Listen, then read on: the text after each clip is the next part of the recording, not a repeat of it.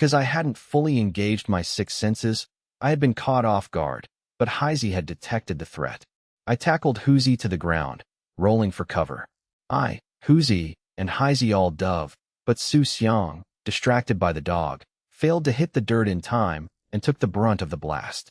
Had Heisey not knocked him back, Su Xiang would likely have been killed instantly. Huzi, and Heisey were hit by stray iron sand pellets. We suffered multiple shallow wounds across our backs and legs. I ignored my pain, grabbed Huzi, and dragged him behind a large tree. Heisey limped over, while Su Xiang lay nearby, riddled with pellets. Because he was hit from the side, the pellets missed his vital organs, though his limbs and neck were severely peppered. Brother, was that a shotgun? It was. A homemade shotgun firing iron sand was lethal to humans at close range due to the spread of the shot. The spread explained why I and Huzi were hit despite Su Xiang being the primary target. Su Xiang scrambled behind a rock, bleeding profusely. His left arm was numb, and blood pooled on the ground. Without immediate aid, he would bleed to death within half an hour. Catch! I tossed him a roll of bandages, and Su Xiang began to bind his wounds with his remaining functional hand. A gunshot rang out as I threw a bandage. The marksman missed. Huzi glanced toward 9 o'clock. Brother, 2 men, Tian Laochi and Lai San. I took my bow. Stay here. Huzi had been struck by fine iron sand, though the pellets were too small to penetrate his abdomen. Fine iron sand spreads easily, causing superficial, bloody, but non-lethal wounds that rarely reach the bone. Su Xiang, however, took the brunt of the blast despite dodging slightly. Huzi crouched, nursing a bleeding leg wound, though his condition was less severe than Su Xiang's. I was also hit, but the pellets remained lodged in my muscles, not my bones. Lai San's presence alongside Tian Laochi made their intent clear. The pair had seized the chance to ambush me and Su Xiang while they were deep in the mountains. The first shot was Tian Laochi's shotgun. The second, a Mauser nagant, was Lai San's. Lai San had clearly fired upon hearing my voice. I scaled a massive tree in a single leap. Using my six senses, I identified the attackers by their distinct scents, Tian Laochi's stench and Lai San's familiar presence. I was surprised to see these two unlikely allies working together. Despite their age gap and different backgrounds, they had united to target me, with Huzi caught in the crossfire. I realized my own carelessness nearly cost me. Had Lai San been a better shot, I might not have survived. I had been distracted, treating the hunt like a casual stroll while Su Xiang followed my lead. Their lack of vigilance made them easy targets, though Lai San's inexperience with firearms was the only reason they weren't already dead. My heart raced, replaced quickly by burning rage. So, you won't touch the educated youth or my uncle, but you think I'm an easy target? I had long restrained myself from attacking Lai San to avoid police scrutiny, but my patience had run out. Since my restraint only emboldened Lai San, I decided to show no mercy. I leaped through the canopy like an ape. Huzi fired a shot to draw their attention, keeping them focused away from my repositioning. I moved with blinding speed, dropping to the ground to sprint toward their flank. From my vantage point in a tree, I surveyed the pair. I fired 3 arrows into the empty air. They vanished, only to reappear from the opposite side. 3 thuds signaled the arrows finding their marks. Lai San was hit in the leg. Tian Laochi took hits to his leg and right arm. I knew Tian Laochi was the real threat, a seasoned hunter-turned-killer who had accepted his fate. Lai San, however, was a coward who never expected to face death himself. I had to prioritize. If I didn't neutralize the threat, Tian Laochi would kill me. My interference was necessary to prevent a lethal outcome. Despite his wounds, Tian Laochi instinctively raised his shotgun to fire again. A deafening blast echoed. It missed, as the arrows had forced him to fire in the wrong direction. With his shotgun empty and his arm mangled, Tian Laochi was defenseless. I launched my final arrow. The projectile whistled through the air, too fast for Tian Laochi to react. It struck true. I rarely used archery breaking limit 4-2, as it consumed mental power, but it was necessary here for its speed and precision. I dropped from the tree, knocked Lai San unconscious with a single kick, and declared the area safe. Tian Laochi was incapacitated, his arms useless and his legs shattered. He was completely trapped. How did you get behind me? Tian Laoqi stammered in disbelief. He had been certain of my position based on the first shot. That's a secret, I replied. You chose the wrong partner to target me. Tian Laoqi explained that after fleeing Sanshuiwan, he and Lai Sin bonded over their shared vices, gambling and petty crime. Their similar lifestyles meant they frequented the same hideouts and knew the same paths. Their paths often crossed, though they rarely interacted due to their age difference. One was a hunter, the other a thug, but their moral decay was identical. They were mere acquaintances, yet their shared desperation brought them together for this ambush. I ignored Tian Laoqi's pleas for mercy and knocked him out with a chop to the neck, dragging both men back. Huzi was busy bandaging Su Xiang, whose wounds were still seeping blood. I returned, dumping the two unconscious men at their feet. Su Xiang glared at Tian Laoqi with pure hatred. He'll live for now, I said. I pulled bandages from my space to treat Heisey. The dog had been shot in the abdomen and required urgent surgery to remove the lead pellets. I'm sorry, Su Xiang muttered, promising to reward the dog for saving his life. He realized that without Heisey's intervention, he would have taken the full blast to the chest. A shotgun blast to the lungs would have been fatal before they could even reach the hospital. I realized that Heisey had saved my life. Had I not kicked the dog in a panic, I would have been knocked down and suffered only minor injuries like Huzi and me. Now, I was nearly paralyzed, my body numb. I had only myself to blame for resisting.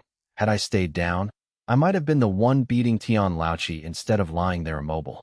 Huzi carried Su Xiang on his back, while I dragged Tian Laoqi and Lai San. We also carried our hunt, a few pheasants and rabbits we couldn't bear to abandon.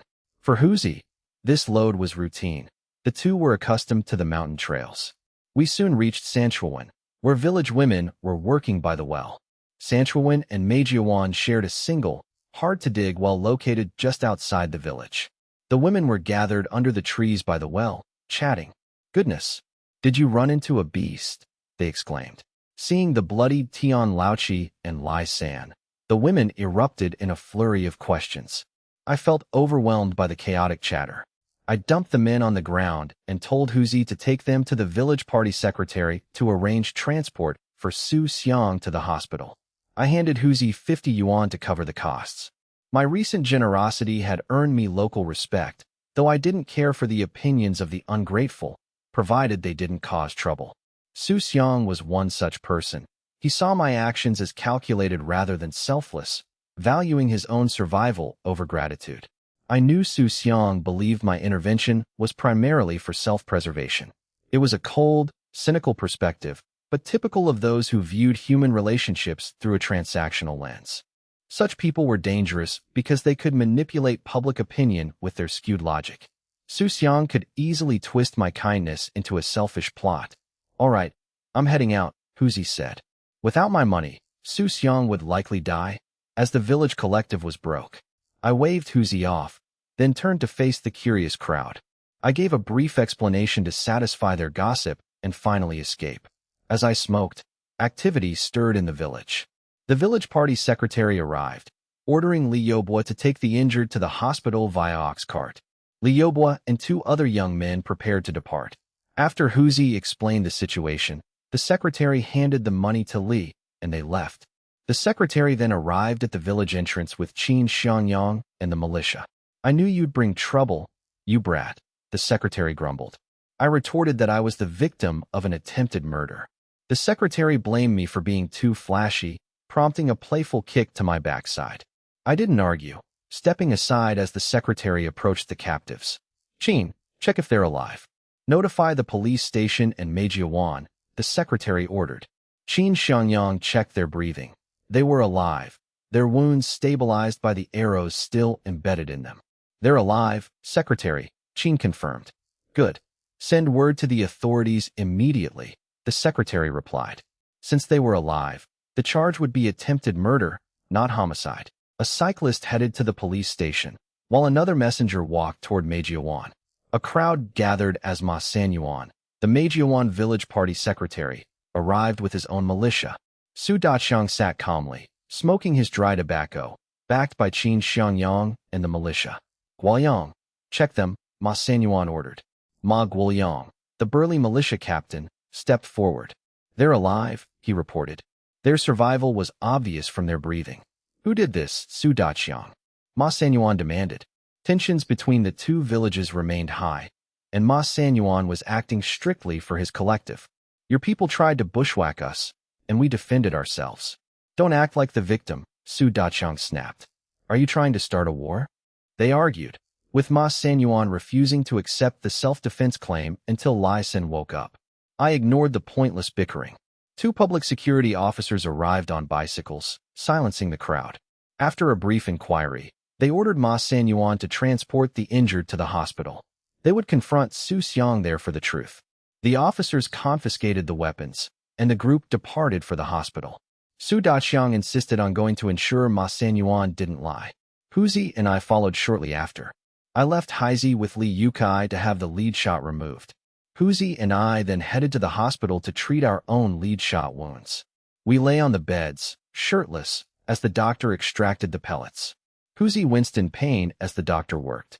I endured the agony, noting that Haizi had received better treatment, anesthesia, while we had to suffer through it. The doctor claimed skipping anesthesia helped the small wounds heal faster. 2 hours later, after all the iron sand and lead pellets were removed, the two men finally relaxed, drenched in sweat. The heat was stifling, and the growing impatience only made it feel worse. Both men were heavily bandaged, though their clothes concealed the extent of their injuries. Damn, that hurts like hell, Huzi hissed. Brother are we heading straight back? We're already here. Let's wait. I saw the village party secretary earlier. Let's check on Su Xiang before we leave. Huzi nodded. His wounds were deep, and the process of picking out iron sand with tweezers had been agonizing. He barely wanted to move. I fared better, having only been grazed on my shoulder and leg, while Huzi took the brunt of the blast. Let's go take a look. I led Huzi to the emergency room, where Su Xiang, Lai San, and Tian Laoqi were being treated for more severe injuries. The hallway was crowded. I approached the village party secretary, who looked up in surprise. You? Why are you here? We came to get the iron sand removed, Huzi grumbled. That bastard Tian Laoqi even shot his own villagers. Brother, you should have put more arrows in him. Su Daqiang realized then that the blood on my shoulder wasn't just from others. Both men had been wounded. A shotgun at close range is lethal. If Su Xiang was hit, no one in that radius could have escaped unscathed. Fortunately, neither I nor Huzi had suffered facial injuries, avoiding permanent disfigurement. Enough, the village party secretary warned. The public security officers are right there. Watch your tongue. Su Xiang is out, but we're waiting on Lai San and Tian Laoqi, the secretary explained. He's fine. The iron sand was removed from his arms, legs, and abdomen, he added. But, the secretary hesitated. But what? There's a minor issue. Some stray pellets hit his groin. It won't be fatal, but it might affect his marital life. In short, the nerve-dense area was damaged. While the doctors were careful, a full recovery of function was unlikely. Damn that Tian Laoqi. Huzi cursed. The secretary glared at him, threatening to skin him alive if he spread rumors. In this era, such matters were deeply sensitive, and men often suffered in silence rather than seeking medical help. I won't say a word, Huzi promised. The secretary remained skeptical. Fine, we'll check on him and head home. The secretary respected me, noting that despite my wealth, I remained generous and decisive when it mattered. They knocked and entered. Brother Xiang, how are you feeling? Su Xiang was awake. He'd already spoken to the doctor. His libido and performance would be diminished, but he would recover. Su Xiang was furious at Tian Laoqi, but since he already had a son, he wasn't devastated by the news. Still, the injury fueled his hatred for his attacker. You're here? Thanks, little you. If you hadn't stepped in, I'd be dead in the forest. He knew he couldn't have handled Tian Laoqi and Lai San alone. Tian Laoqi was a notorious, yet highly skilled hunter. That was why so many had followed him initially.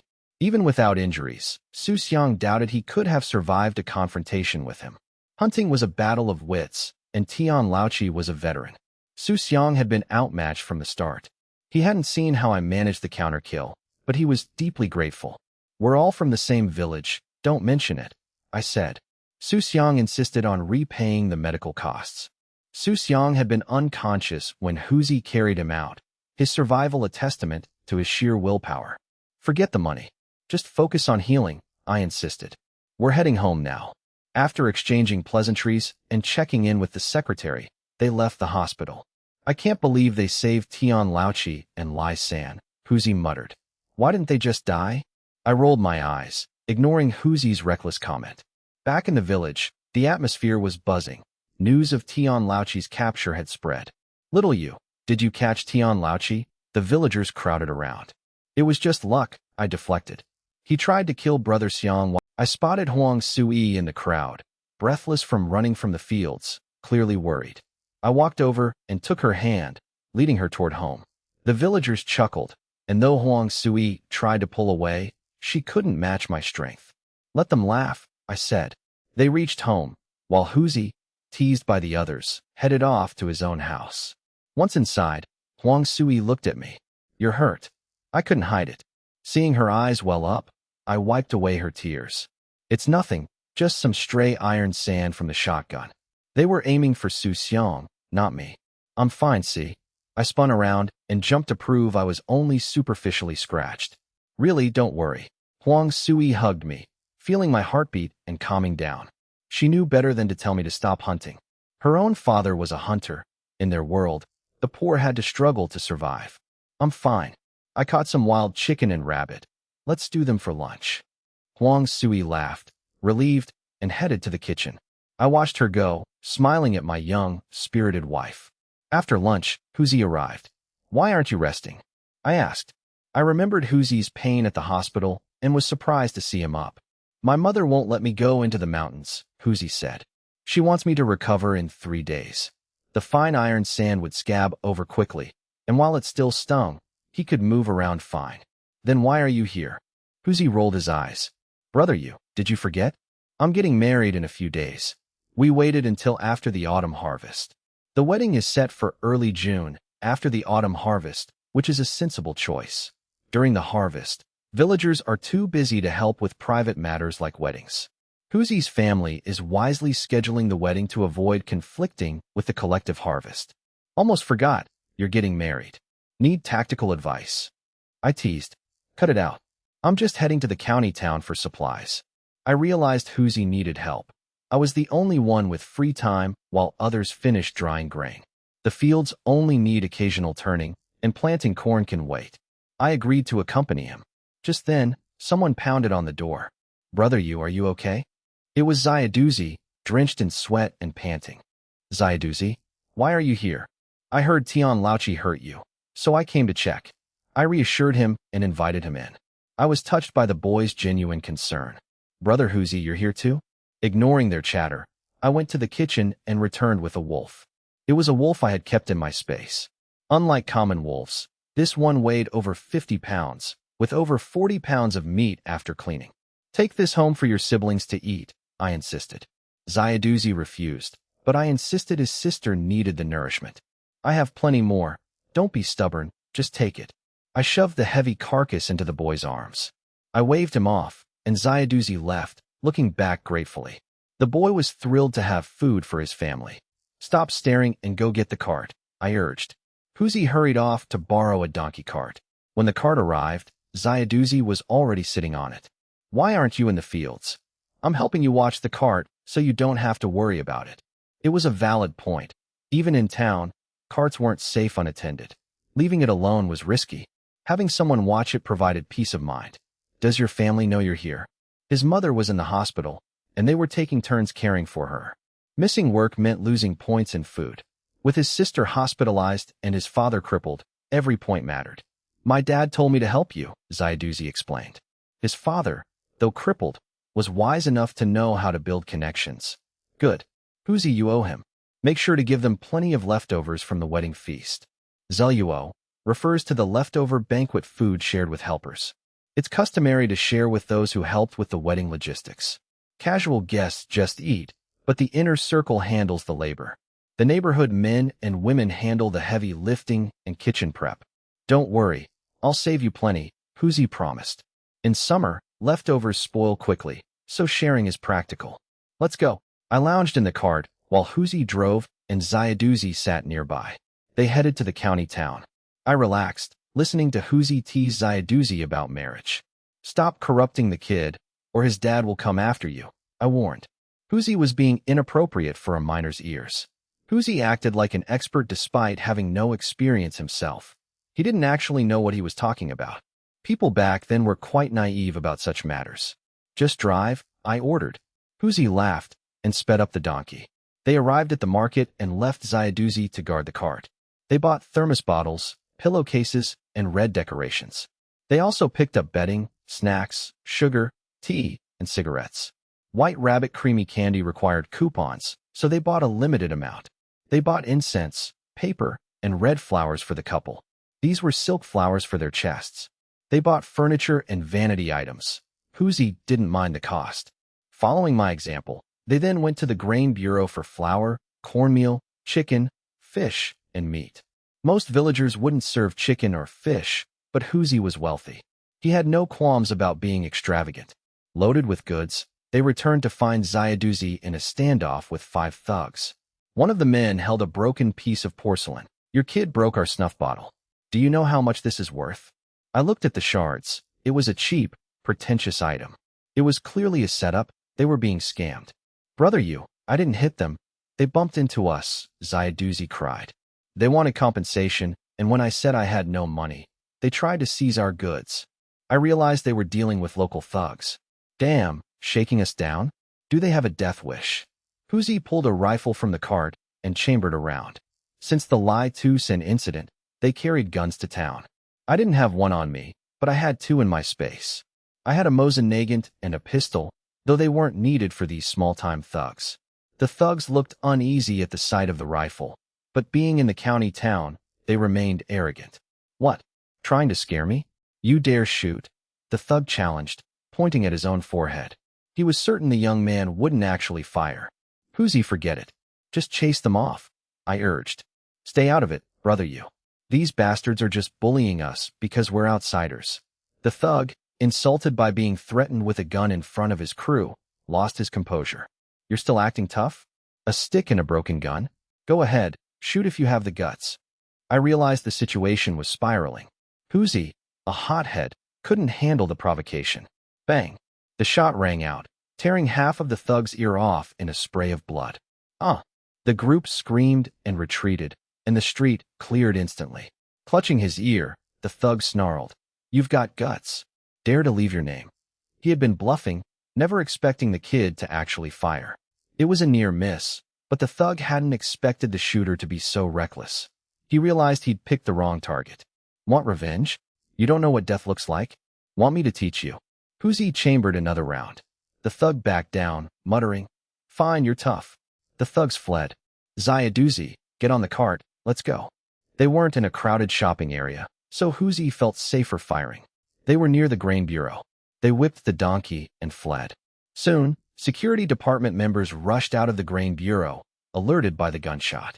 Because the cart was parked in a desolate area, they managed to escape.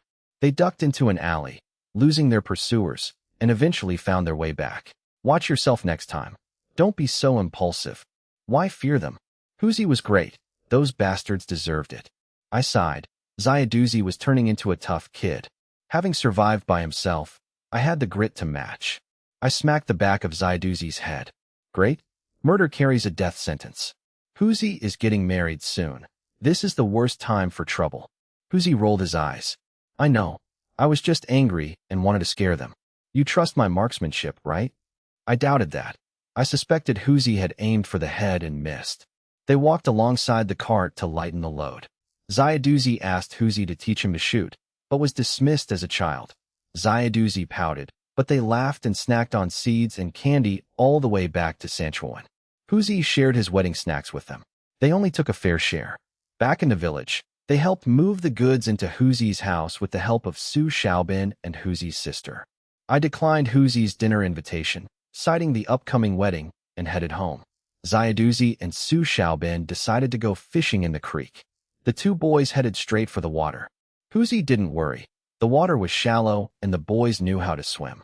Summer in the village meant swimming to beat the heat. Most boys learned to swim by 15. At dinner time, Su Jin arrived. Third brother, Mom wants you over for dinner. I was finishing a chicken coop. Su Jin grinned. We caught a lot of fish today. Sister-in-law gets the soup, we get the meat. Christian carp soup was highly nutritious and good for lactation.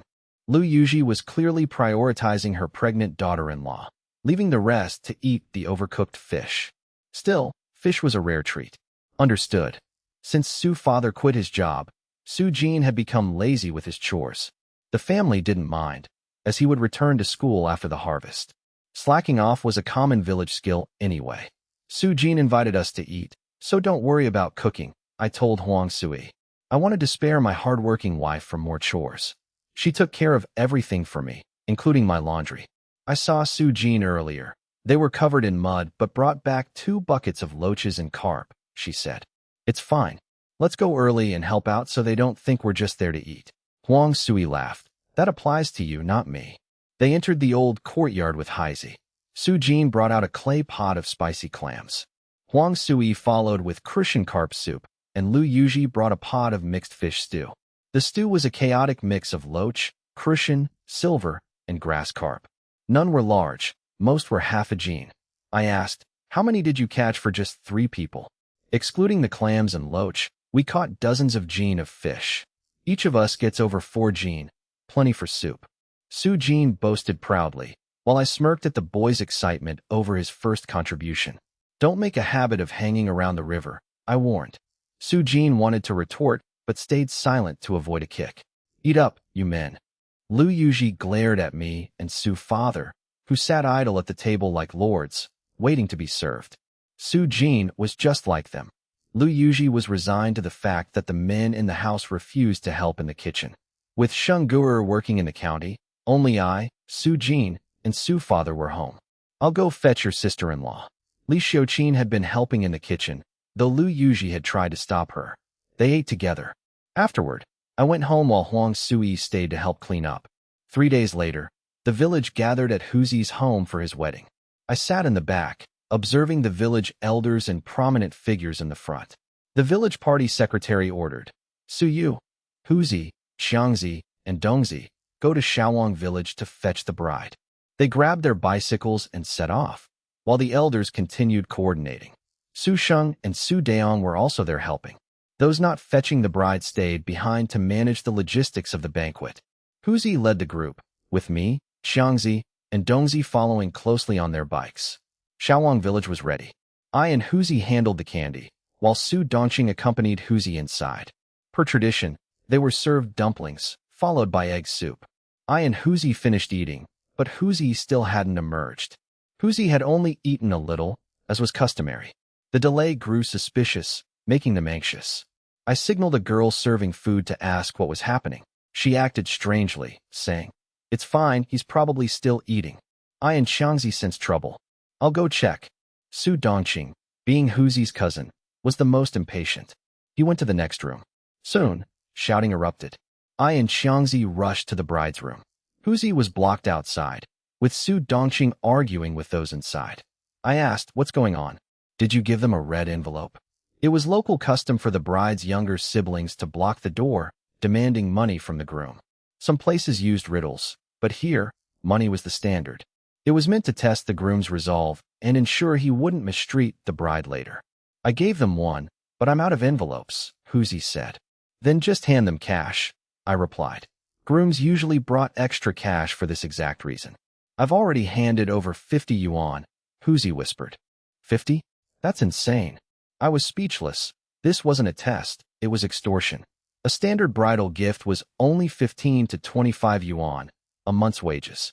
They had already demanded a bicycle worth over 100 yuan. I stayed back, not wanting to interfere in Huzi's family business. If it were me, I would have walked away. This wasn't a wedding, it was a shakedown. I didn't want to be blamed if the wedding fell through, especially with the banquet already prepared. Without a blood relation, I had no right to intervene. Do you have any money to lend him? Su Dongqing asked.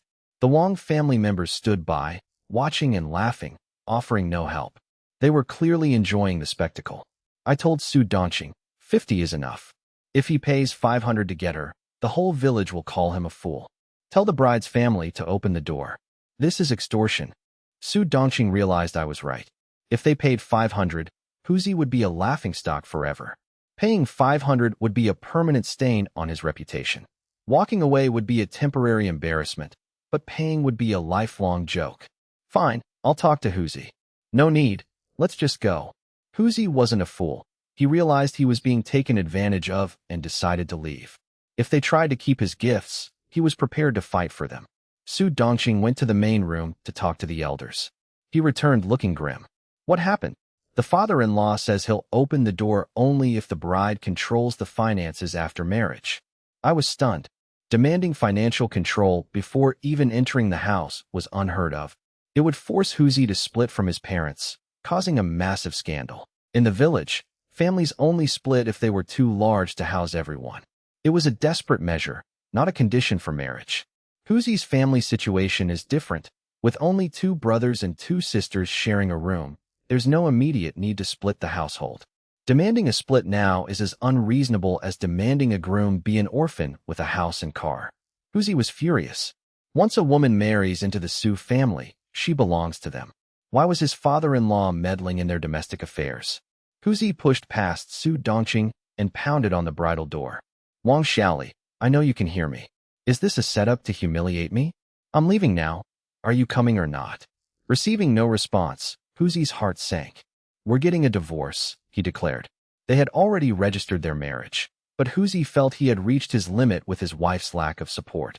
As Huzi turned to leave, the crowd blocked him. Suddenly, the door opened, and a disheveled Wang Xiaoli emerged. Huzi ji, I'll go with you. Huzi was stunned by her torn clothes. She explained, they covered my mouth and held me down so I couldn't call out. I only broke free when they were distracted by your threat to leave. Huzi looked inside to see a group of older women, not just the usual bridesmaids. Finding it suspicious that married women were involved, Huzi glanced at me for guidance. While Su Dongqing was the eldest, I was the most capable. From hunting to managing his brother's marriage, I handled everything with ease. Huzi trusted my judgment. I understood the look. Whether Wang Xiaoli was acting or truly coerced didn't matter. The real question was whether the opposition could handle a fight. In this era, a man asserting dominance over his wife wasn't socially condemned.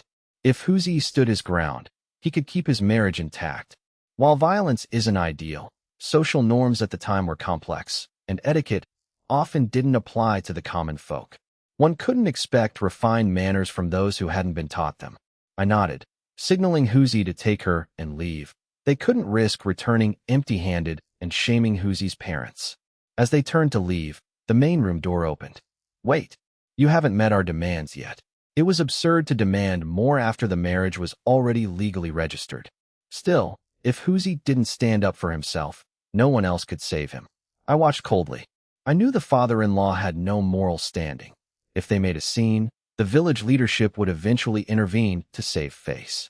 The village party secretary wouldn't want the village's reputation ruined, as it would make it harder for other local men to find wives. If word got out that they were unreasonable, no outsider would ever marry in a Sanshuiwan Village again. The conflict would resolve itself once the authorities stepped in to maintain order. Such favoritism was common. Villages were tight-knit groups that prioritized their own interests. Solidarity existed, but it was layered, small groups within larger ones. A village acted as one unit, just as Huaxia acted as one nation against outsiders. Even imperial scholars had regional cliques. This was human nature. Even in these simple times, people were biased toward their own. Huzi's patience had evaporated. Humiliated in front of his brothers, he exploded. I paid the bridal gift and the door money. Does my family's business or who runs my household concern you? I have the marriage certificate. I'm taking her, and let's see who dares to stop me. Huzi roared. He had decided. If they tried to control him, he'd divorce her. He wouldn't be the laughingstock of Sanshuiwan. Even if a wife was smart, the husband had to be the public face of the household to maintain his status. Despite official slogans about women holding up half the sky, the reality in rural areas remained deeply patriarchal. The emphasis on equality often highlighted the existing lack thereof. A man needed to project authority to integrate into his community. Huzi grabbed Wang Xiaoli and marched out, followed by Su Dongqing, Xiangzi, and me. Stop! A group of local youths blocked their path. One man stepped forward, claiming to be Wang Xiaoli's elder, and threatened to teach them the rules. 10 more men surrounded them. I smiled. Looks like we're switching from a wedding to a brawl. I like this. I stepped forward, signaling the others to leave. I stood at the gate, blocking the path entirely. Xiangzi moved the bicycles outside and watched, while Huzi and Su Dongqing looked back at me. Go. I can handle this, I said, beckoning the mob forward. They charged, calling me arrogant. I moved with precision, snapping a wooden club in half with a single kick. Before my foot touched the ground, I spun and delivered a whip kick to an attacker's neck, dropping him instantly. As a martial arts master, I didn't need lethal force. My taekwondo and sanda skills were more than enough. I moved with grace, dispatching opponents with punches and kicks. The onlookers were mesmerized as I effortlessly shattered their weapons. The local women were clearly impressed by my display of strength. With a final 360-degree spinning kick, I knocked out a brute and walked away, leaving the rest too terrified to move. Let's go. I rejoined the group. The father-in-law cursed his men as useless. The village party secretary emerged, having watched from the shadows. He was annoyed that his men had failed to stop a single person. I caught up to the group. Seeing Wang Xiaoli's genuine smile, I wondered if she was a master actress or truly relieved. Are you okay, Yuji? They asked. I urged them on. They were already behind schedule. They had to reach the village by noon to host the guests properly. Any later would delay the banquet, leaving the villagers hungry and disgruntled.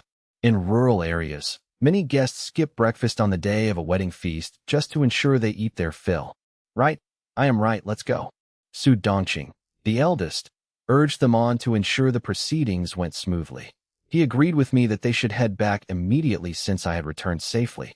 The group quickly boarded their vehicles, with Huzi and Wang Xiaoli leading the way. I avoided discussing the earlier conflict to keep the peace, as it involved Wang Xiaoli's family. They're back. Children from Sanshuiwan swarmed the road, demanding wedding candy. Huzi had to remain patient and generous to avoid spoiling his big day. I realized my own little sister was leading the pack of kids blocking their path. When the others looked to me, I shrugged and said, "Don't look at me. Start tossing the candy." Tossing candy is a mandatory tradition regardless of whether the path is blocked, unless the family is truly destitute. Upon arrival, firecrackers went off, and Huzi escorted his bride toward the bridal chamber. People on the roof showered the couple with candy, red-dyed peanuts, and grains to symbolize prosperity, though some mischievous guests even threw wheat bran. While modern weddings might use paper confetti, the tradition here remained focused on candy and physical pranks. After tossing some candy, I scooped up my little sister. With my bike in one hand and my sister in the other, Su Jing mumbled through a mouthful of candy. "Third brother, let me go." I ignored her, parked the bike, and then held her close. "You brat, why are you running around with those wild kids causing trouble?" I pinched her cheek and ordered, "Spit it out. One piece is enough. Don't eat too much." She struggled, but I didn't force the issue, fearing she might choke.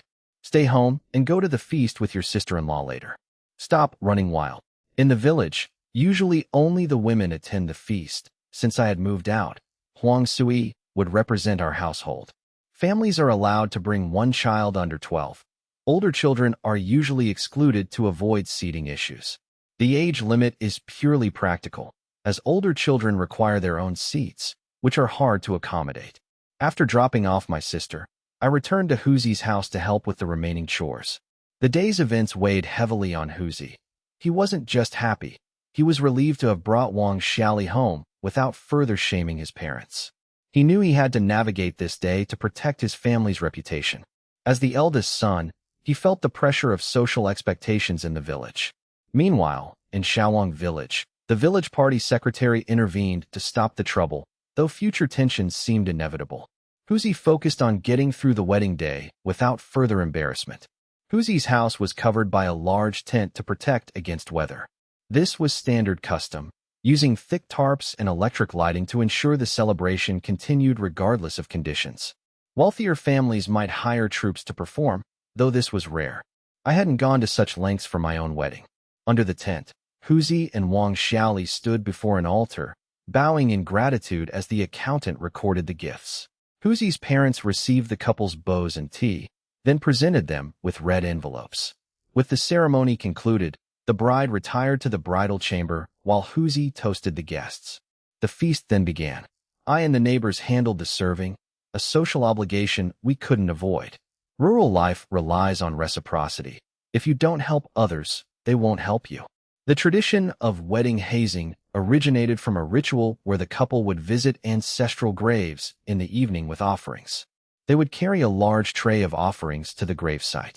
At the graves, they would burn incense and pray for the ancestors' blessing. They would bring back the offerings, though they might leave some behind as a gesture of respect. On the way back, villagers would block them for hazing, smearing soot on the groom, or making the couple perform silly tasks. These games, like singing or acting out plays, were meant for entertainment, not harm. The groom would often protect the bride from soot, leading to playful retaliation where guests would pinch him hard. These pranks were often carried out by those who had been hazed themselves in the past. The original intent was to break the tension between the newlyweds, forcing them to work together to handle the crowd. A groom couldn't get angry, as being hazed was a sign of popularity and good standing in the village. While this endurance was later misinterpreted as an excuse for abuse, its roots were in social bonding. With the wedding over and 3 days until the bride's return visit, I decided to head into the mountains alone. Before I could leave, a knock stopped me. Who could that be? Surely not Huzi, just a day after his wedding. I opened the door to find 2 public security officers. I immediately guessed, is this about the Lai Tu-san case? Correct. The suspects were hospitalized and unconscious, and we delayed the follow-up due to your village's wedding. Please, come in. I let them in, and they quickly finished the questioning and documentation. Thank you for your cooperation, Comrade Suyu. We won't take more of your time. After seeing them out, I grabbed my rifle, called Heisey and the Gerfalcon, and headed into the mountains. I rarely hunted alone, not out of inability, but because I found the solitude tedious. With Huzi recently married, I assumed his friend was still enjoying his honeymoon despite the wedding day's minor hiccups. Understanding the intensity of a newlywed's desire, I decided not to disturb Huzi and headed into the mountains solo. Bang! Blast a squirrel. If I can't find its nest, this shot wasn't worth the ammunition. I climbed the tree the squirrel had fled into, but the hollow was too narrow for my hand. I had tracked the creature and fired, but squirrels were notoriously cunning with multiple escape routes. If there's nothing in there, I'm skinning you to feed Heisey. I pulled a handsaw from my space. I kept a variety of tools stored there for any contingency. Think a small hole will save you? Think again. I sawed into the tree, quickly widening the opening until I could reach inside. I used my jacket to catch the contents as I scooped out a hoard of nuts, dates, and seeds. Weighing the 5 or 6 pounds of winter stores, I chuckled. I won't eat you, since you did the hard work of gathering this for me. I released the squirrel and marveled at the high-quality, nutrient-dense hoard it had collected. Every grain represented the squirrel's tireless labor. Stowing the haul in my space, I continued my hunt with Heisey. I patted the dog, musing on the law of the jungle. Even the most diligent gatherer can lose everything to a stronger predator. I felt secure knowing my space kept my earnings, like the 30,000 yuan, safe from any potential thieves. Throughout the day, the sound of gunfire echoed as I bagged pheasants, rabbits, wolves, and a Siberian roe deer. I also spotted a wild ginseng root. Based on the medical text from Siwei Chowdang, I estimated it was under 10 years old. Since it wasn't valuable enough to sell, I decided to follow Li Yotsai's example and use it for medicinal wine, strictly for pharmacological study, of course. I carefully tied a red string around the plant and dug it up, mimicking Huzi's clumsy technique. A sub-10-year ginseng was worth little, perhaps 20 yuan at most. If I ask Li Yukai for the other ingredients, he'll immediately guess what I'm up to. As a doctor, Li would easily deduce my intentions from the specific herbs requested. Fine, I'll just forage for them myself. I was confident. If an old man like Li could find them, I certainly could. I gathered epimedium, eukamia, and cerealia, noting I had deer antler at home. I stopped there to avoid oversupplementing. I covered the herbs in my basket and headed home with my game. A sudden ding-dong chime stopped me in my tracks. Is that the system? I checked my status. Age 19, physique 30, strength 50, speed 28, stamina 36. Space. 9 cubic meters. Skills: photographic memory, superhuman strength, fishing, LV6+, archery limit break, LV1, scouting limit break, LV1, animal taming, LV7+, martial arts limit break, LV1, butchery, LV8+, rock climbing, LV7+, marksmanship, LV9+, carpentry, LV7+, parkour, LV9+, medicine boy, LV1+. Points: 56. I noticed the new medicine boy skill. Why hadn't it appeared when I picked herbs before? I realized that picking a single obvious item like ginseng didn't count as foraging. True foraging required the systematic collection of multiple, complementary ingredients for a specific purpose. Finally, but will Medicine Boy ever evolve into actual medical skill? System: dump all points into Medicine Boy. A surge of knowledge flooded my mind, and my status updated. Medicine Boy reached LV4 points, 0. The 3-level jump granted me deep knowledge of herb identification, habits, and medicinal properties. I was like someone who had learned the alphabet, but couldn't yet form complex sentences. I wasn't ready to prescribe medicine, but I now had a clear, albeit unverified, framework for treatment. I was disappointed that the skill remained Medicine Boy rather than traditional Chinese medicine. Still, gaining knowledge of nearly 1,000 medicinal plants was a massive gain. I now understood everything from identification and harvesting to drying, storage, and chemical interactions. I possessed knowledge that would take an apprentice years to master, all gained through the simple act of hunting. Traditional medicine is truly profound. Even at LV4, I'm barely an apprentice. Unlike carpentry, where LV4 allowed me to build furniture for a living, medicine required far more depth. However, the system's training was superior to reality. My knowledge was more comprehensive than any peer. My martial arts training, for instance, was so thorough that no master could claim to be more learned. The system's definition of Medicine Boy was clearly more rigorous than the real-world equivalent. The system's version was simply more powerful and holistic. Regardless, I was satisfied and headed down the mountain. I arrived at Sanshuiwan with only one roe deer and a few small game animals. The rest were stored in my space for future consumption. Huang Sui met me at the door, reaching for the game. "I've got it. You'll just get blood on yourself," I said. I began butchering the deer and cleaning the pheasants and rabbits. Someone knocked, and after a brief conversation, Huang Sui returned with a bowl. Who was that? Xiao Duzi's mother. She brought zucchini pancakes. I tried to refuse, but she insisted. I smiled. My past kindness had clearly left a positive impression. Xiao Duzi's family had wanted to gift me fish earlier, but they were poor and struggled to find something worthy of a gift. They had finally managed to scrape together these pancakes as a token of gratitude. A zucchini pancake, zucchini strips mixed with flour, sometimes an egg, and fried, is a rare delicacy in this era where oil, flour, and eggs are precious luxuries. My household enjoys white flour, though Huang Sui still mixes in cornmeal to be frugal. Even this is considered extravagant compared to neighbors who struggle to afford cornmeal and rely on wild vegetables. Regardless, Huang Sui was genuinely touched by the gesture, despite her feigned protests. I thought the gifts would end there, but Xiaoduzi's mother's visit triggered a chain reaction among those who owed me for medical expenses. Previously, people resented my wealth, but after I provided chicks and covered medical bills, I earned widespread gratitude. To oppose me now would invite public scorn. One family followed another. No one wanted to be the only one failing to show gratitude. Like a class monitor's birthday, the first to suggest a grand gift gets remembered, while the rest are forgotten or resentful of the pressure. Conversely, if everyone else gives a gift and you don't, you lose face and future support. Thus, gifts poured in. Huang Sui was exhausted from receiving visitors, some even bringing precious lard. Lard, rendered from pork fat, is a kitchen staple used sparingly, a mere dip of the chopsticks per meal. A bowl of lard is a significant gift, enough to last a family 3 months. "I'm exhausted," Huang Sui sighed. "We don't need most of these, but we can't refuse them." Refusing would imply dissatisfaction or arrogance.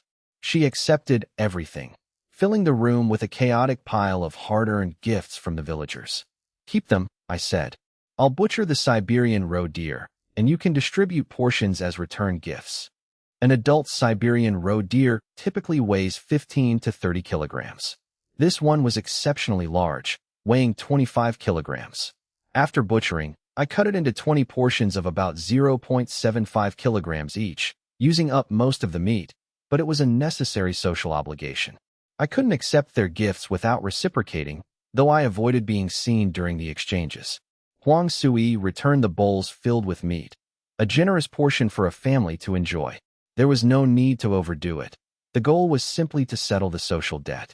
Huang Sui finished her rounds just as I finished stewing the pheasant, rabbit, and venison. Back? Wash up and eat. I'm too tired, let me rest first. It wasn't the walking, but the endless social pleasantries at 20 different homes that drained her. Still, it was a relief to secure my standing and avoid future backstabbing. 2 days later, as I prepared to return to the mountains, I heard a commotion outside and saw Huang Sui returning. What's the argument about? It's the third day after Huzi's wedding. Tradition dictates the bride returns home, but Huzi refuses to go, and his father is chasing him with a stick. I understood. The wedding day was a disaster, and Huzi was showing restraint by not attacking his in-laws. However, the bride's return is a rigid custom, and Huzi's father was furious at the breach of etiquette. I'll go check. I stepped out to see Huzi and his father, Su Dihai, circling the threshing floor. Rumors of the near brawl at the wedding had already spread. Such news is impossible to contain in a village.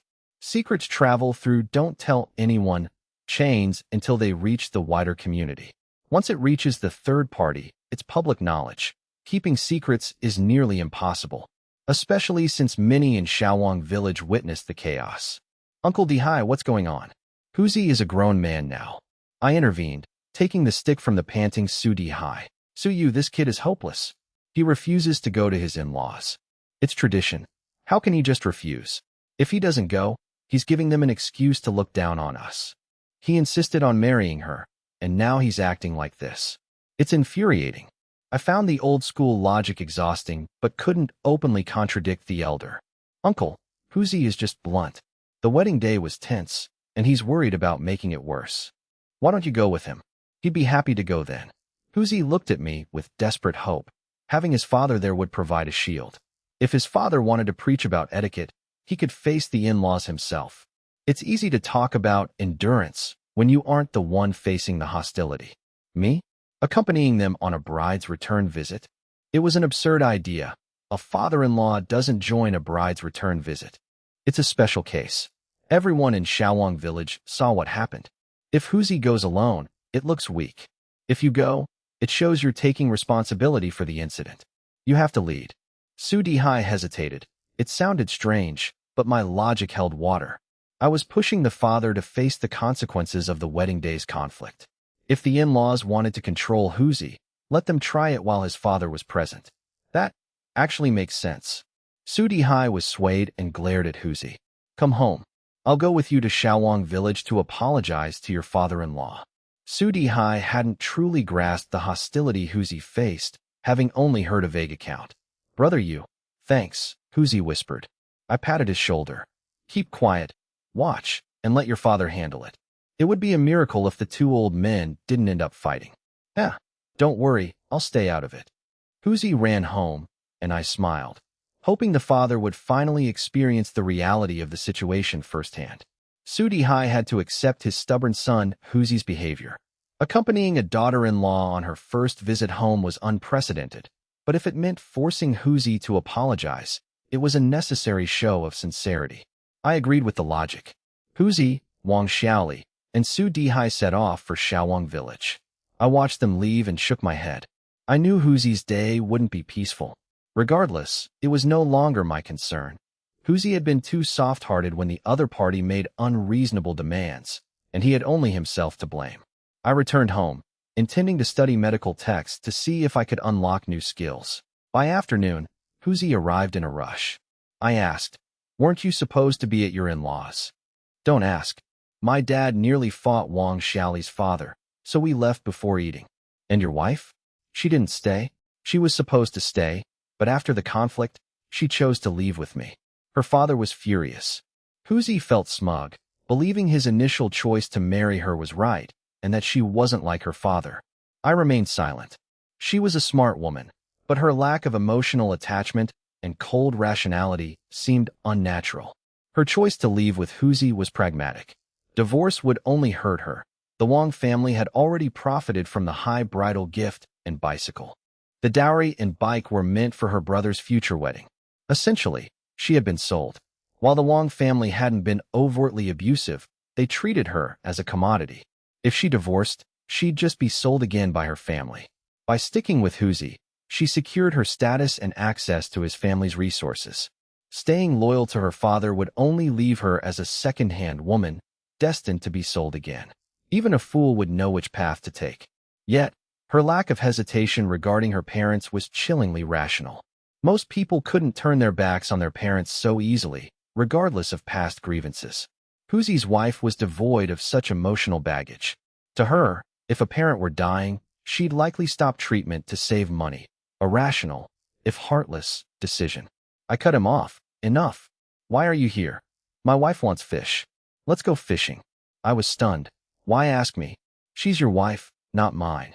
I thought maybe your wife wants some too. I looked at Huzi's muddy shoes.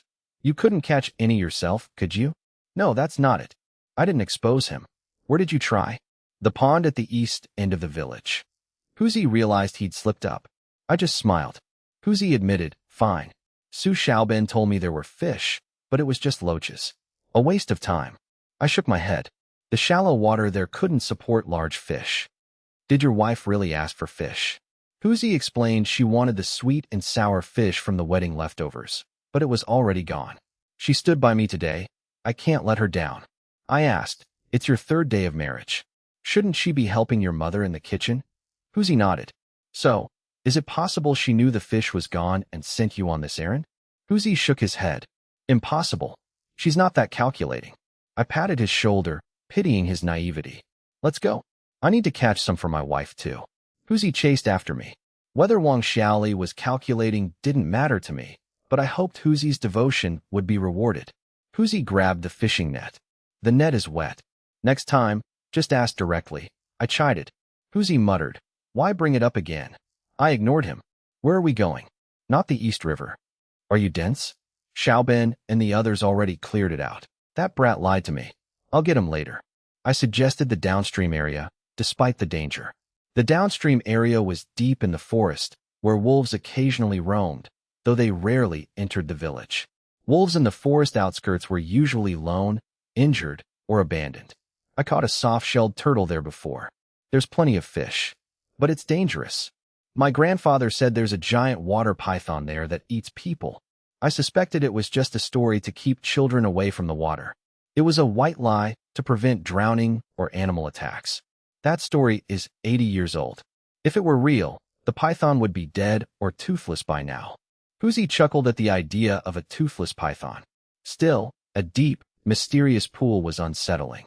I've seen 7-pound water snakes, but nothing like a python. Don't scare yourself. Huzi talked about legends of dragons and carp, but I cut him off. We're here. Wait. 10 minutes later, I returned with vines and a dead squirrel. What's that for? Aren't we using the net? The water is too deep for your net to be effective. We need a different approach. What are you planning to do? I grinned. I was crafting a fish trap, a device known in ancient times, but largely unknown in this era. While coastal regions might be familiar with such tools, in this inland area with limited productivity, the locals had never seen one. These traps were typically for crayfish, but in the 70s, people considered crayfish too bony, smelly, and unappetizing.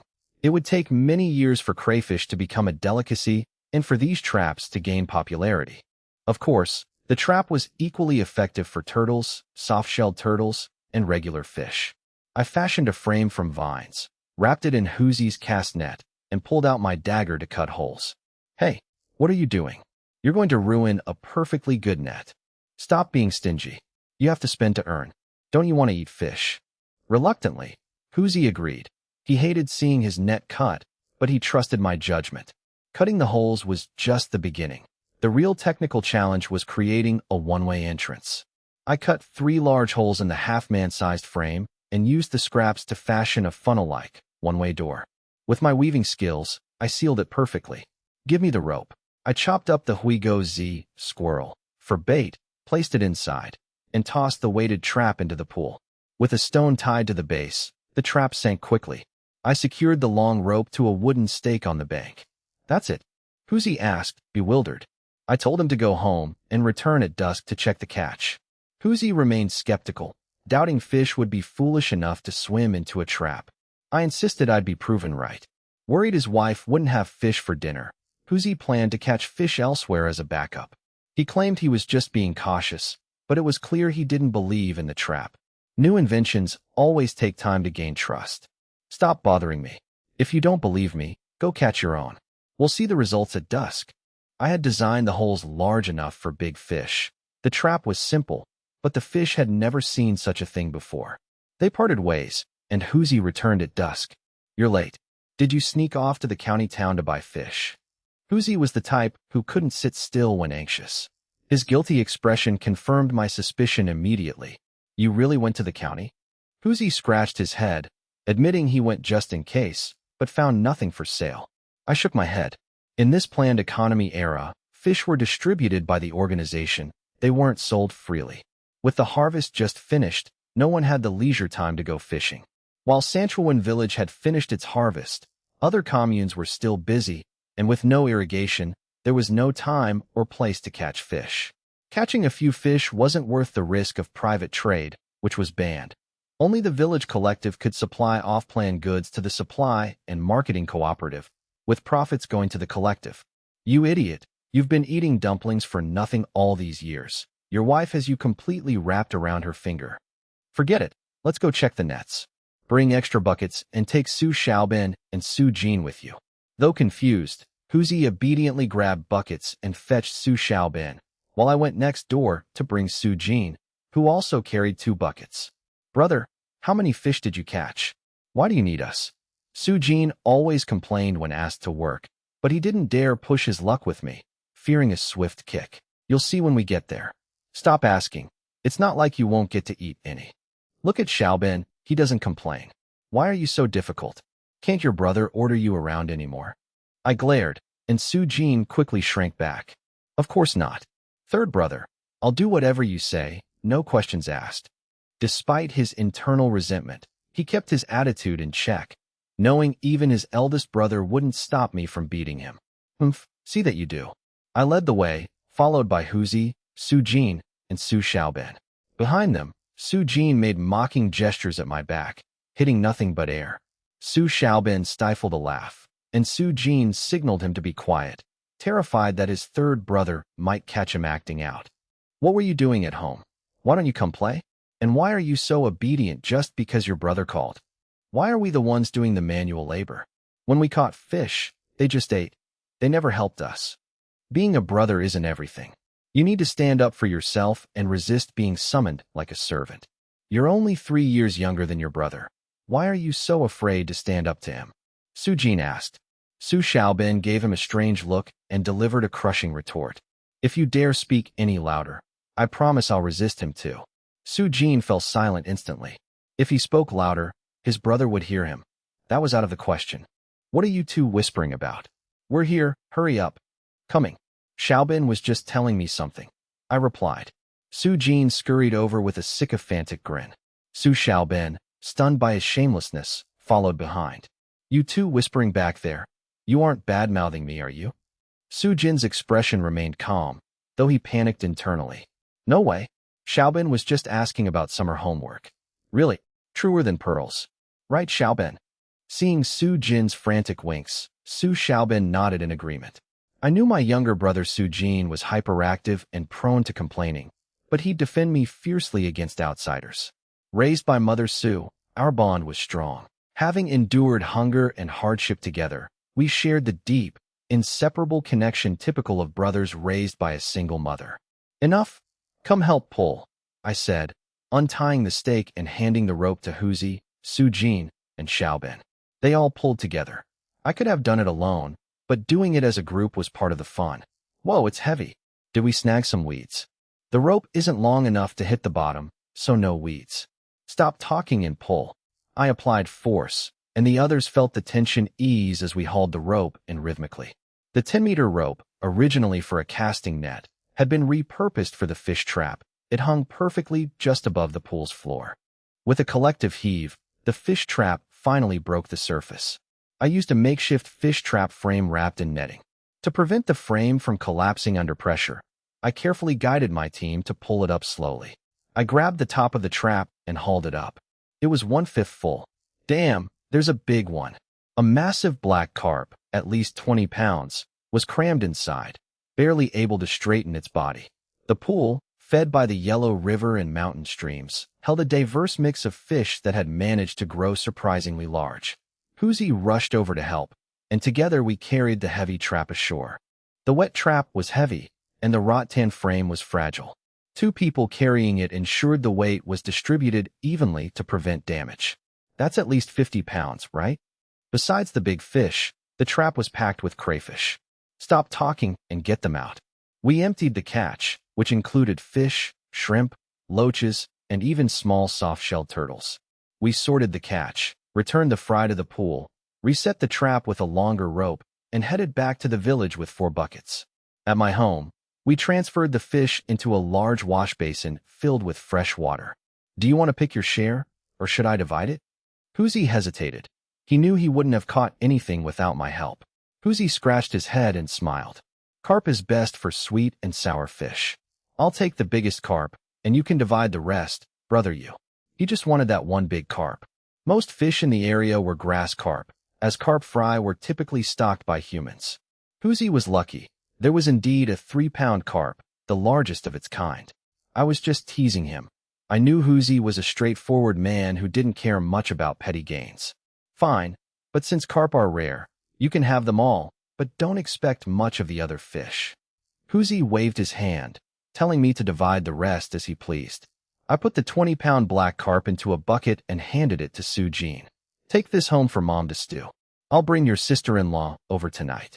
Su Jean ran off happily with the massive black carp. Since Huzi took the carp, I kept the rest, quickly dividing the remaining smaller fish. I gave Huzi the carp and a 3-pound grass carp.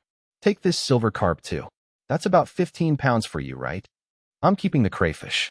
If Xiaobin wants some, tell him to come over tomorrow, and I'll cook them. Su Xiaobin was a quiet, thoughtful boy, more calculating than Huzi. No thanks, I don't dare eat those. People in this era rarely ate crayfish. They were considered difficult to prepare and lacking in meat. Given the choice, people preferred fish for sustenance. Without proper seasoning or enough oil to fry them, crayfish were unpalatable to the locals. Lard was a precious commodity, used sparingly, not for deep frying. Without knowing how to remove the fishy smell, boiling crayfish was a culinary disaster. After Huzi left, I had 2 grass carp and half a bucket of crayfish. Though the black carp was heavier than Huzi's entire share, Huzi had picked first, so the division was fair. I had organized the trip and provided the trap, so I felt justified in keeping the rest. I'll keep you alive for now. I stored the crayfish in the bucket and the fish in the basin, placing them in a cool spot for the next day. I went to the threshing floor, where the villagers were covering the wheat with tarps to protect it from potential rain. Since the village wheat was communal, they only bagged it when rain was imminent. I went to help, primarily to find my wife. Once the tarps were secured, the day's work was done. The patrol team would monitor the weather overnight. Rural folk could usually predict rain by the humidity or the behavior of insects like dragonflies and ants. They relied on these traditional signs to protect their harvest, preferring to work hard rather than risk the wheat getting wet. Why are you here?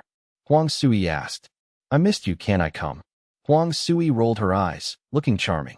Huzi wanted to treat his wife to fish, and I didn't want to be outdone, I teased. We've been married for ages, don't be so embarrassing, she replied, blushing. Huang Sui was conservative. Her charm was entirely natural. Even her eye roll was beautiful. Let's go, Mom is stewing fish. We're eating at the old courtyard tonight.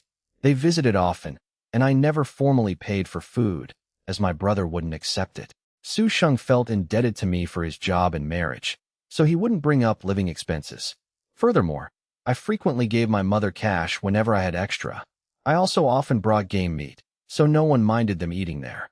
All right, let me finish securing the tarp, then we'll go. I helped weigh down the tarp, and we left together, drawing playful jeers from the village men. Huang Sui, face flushed, hurried into the old courtyard. Su Sheng was waiting at the door. "Third brother, come here. I have something to tell you." Su Sheng pulled me toward the south wall to smoke, while Huang Sui went to visit her sister-in-law. Their mother often hinted about them having children, which fueled Huang Sui's desire to start a family. "What's the secret, brother?" The steel mill is overseen by 5 departments, including the Ministry of Industry and Information Technology, the Development and Reform Commission, and the Department of Ecology and Environment. The former Deputy Section Chief of Procurement is rumored to have backing from someone in the powerful Development and Reform Commission. The Development and Reform Commission oversees steel project approvals and industry-wide macro-regulation. They hold immense power over the steel mill, controlling permits and policy, making them a formidable authority. "Brother, are you here for a reason? If not, I'm going to spend time with my wife." Su Sheng, fearing judgment for his rural background, obsessively absorbs urban knowledge to avoid being seen as ignorant. Urban jobs require non-agricultural hukou. I only secured my position through connections and purchased introduction letters. I sigh as my brother interrupts me, though I remain patient. Su Sheng loses interest, disappointed that I don't care about the insider information he gathered. "Fine, I'll be brief. The procurement department's deputy chief position is vacant. A crisis in a neighboring city has prompted the authorities to demand donations of grain and meat. I've already donated 5 yuan from my 18 yuan intern salary. The directive requires us to send food supplies to help the neighboring city. The Reform Commission decided that whoever procures the most supplies for this drive will become the new deputy chief. They're giving Wei Guoqing a second chance, following the philosophy that a cat is good if it catches mice. They claim that since Wei Guoqing has experience, he can redeem himself by contributing to society. It's a transparent power play. With the Reform Commission backing him, the factory director has no choice but to comply. Offending the commission member backing Wei Guoqing would be disastrous for the director, so he must prioritize his own position. This supply drive is Wei Guoqing's battle to reclaim his status. Usually, a deputy chief needs seniority, but in this hierarchy, the primary role is simply to assist the chief. Only a few veteran procurement agents have the necessary channels and experience for the role. "Are you speaking on behalf of Zheng Yuegua?" Su Sheng nods, adding, "He told me at lunch that he might have let your previous efforts go to waste." Wei Guoqing's backer is in the Reform Commission. Even a minor official there carries significant weight. If Wei's backer leverages his influence, he could easily secure massive supplies, forcing Zheng to resign to avoid retaliation. It is highly probable that Wei's backer will force other factories to funnel supplies through Wei, boosting his political achievements. Isn't his backer afraid of being toppled for such blatant corruption? In the political arena, every position is coveted, and rivals are always waiting for a mistake to seize power. The golden rule is to remain cautious and avoid mistakes, as doing more often leads to more errors. It is safer to remain stable than to risk everything for advancement. He likely thinks Zheng and a hunter like you aren't worth worrying about. I realize my brother is right. To a Reform Commission member, people like Zheng are beneath notice.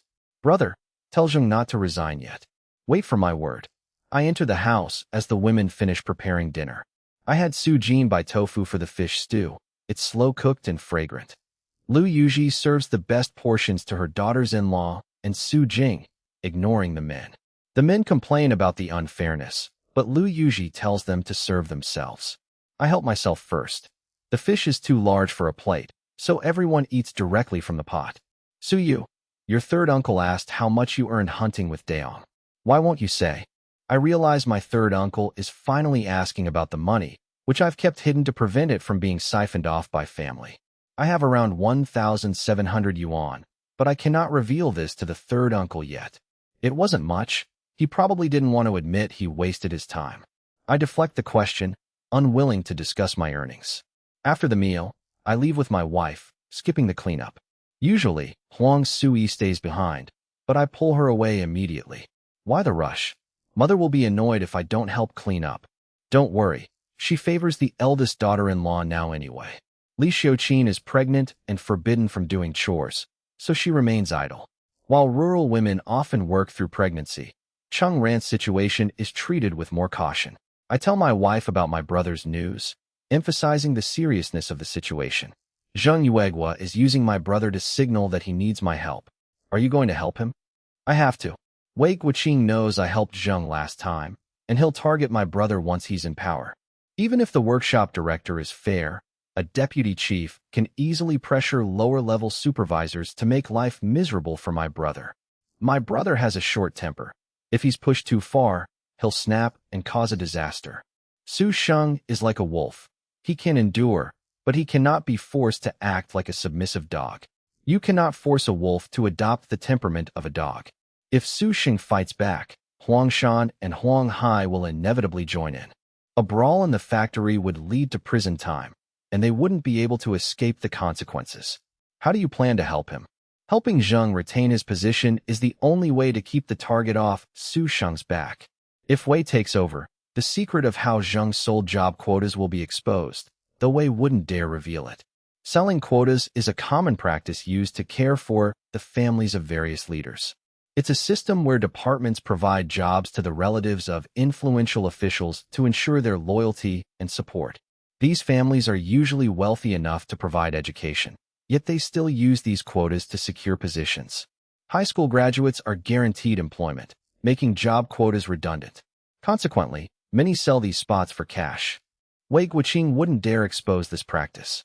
Doing so would violate the unwritten rules of the system, alienating everyone and inviting collective retaliation, even from the Reform Committee. While he can't touch the quotas, he could easily harass individuals, like Su Sheng, Huang Hai, or Huang Shan, until they are forced to resign. Since these quotas were facilitated by me, it's common knowledge that Su Sheng and his associates are linked to me. Wei Guoqing would love to target them to spite me and drive a wedge between me and Zheng Yuegua. If Su Sheng and the others were fired, I would inevitably hold Zheng accountable for the loss of a 2,000 yuan asset. Even the strongest bonds are fragile when money is involved. Wei projects his own mercenary nature onto others, believing that my and Zheng's relationship is purely transactional. If Wei returns to power, he will target both Zheng and my circle. Su Sheng and the others remain oblivious, thinking they are merely running errands. Smart people communicate through nuance. Explicit explanations would ruin the subtlety. If Wei Guoqing uses his connections to mobilize other procurement officers, he could easily secure 5,000 caddies of supplies, far exceeding my usual volume. Wei is likely aiming for a massive haul to ensure his influence, far beyond the standard 2,000 caddies. Wei will provide the funds, but securing the supply source is the real challenge. I can't handle this alone. It's not a lack of ability, but a matter of suspicion. 2,000 caddies is plausible, but 5,000 would raise questions about the source that I cannot answer. In this climate, a sudden, massive influx of goods would trigger investigations into illegal resale of planned supplies. So what's the plan? I'll ask the village chief to take me to the commune to mobilize everyone for a 3-day hunt. I previously gifted the commune over 1,000 chicks. Now, I'm calling in that favor. Since the hunt is framed as a charitable contribution for other regions and offers the participants a chance to earn money, the commune leadership will likely agree. I explained this to Huang Sui to reassure her, as I will be in the mountains for 3 days. The next day, I presented my plan to the village party secretary. Society runs on favors and interconnected consequences. Officially, my request to hunt is a personal matter to protect my brother's job. The secretary could easily refuse, especially after recent hunting-related fatalities. Any prudent leader would reject such a risky proposal to avoid further trouble with the commune. However, favors are reciprocal. Failing to help now would sour future relations. This is the essence of social exchange. If I hadn't intervened during the previous hunting accident, the secretary would likely have been forced out of office already.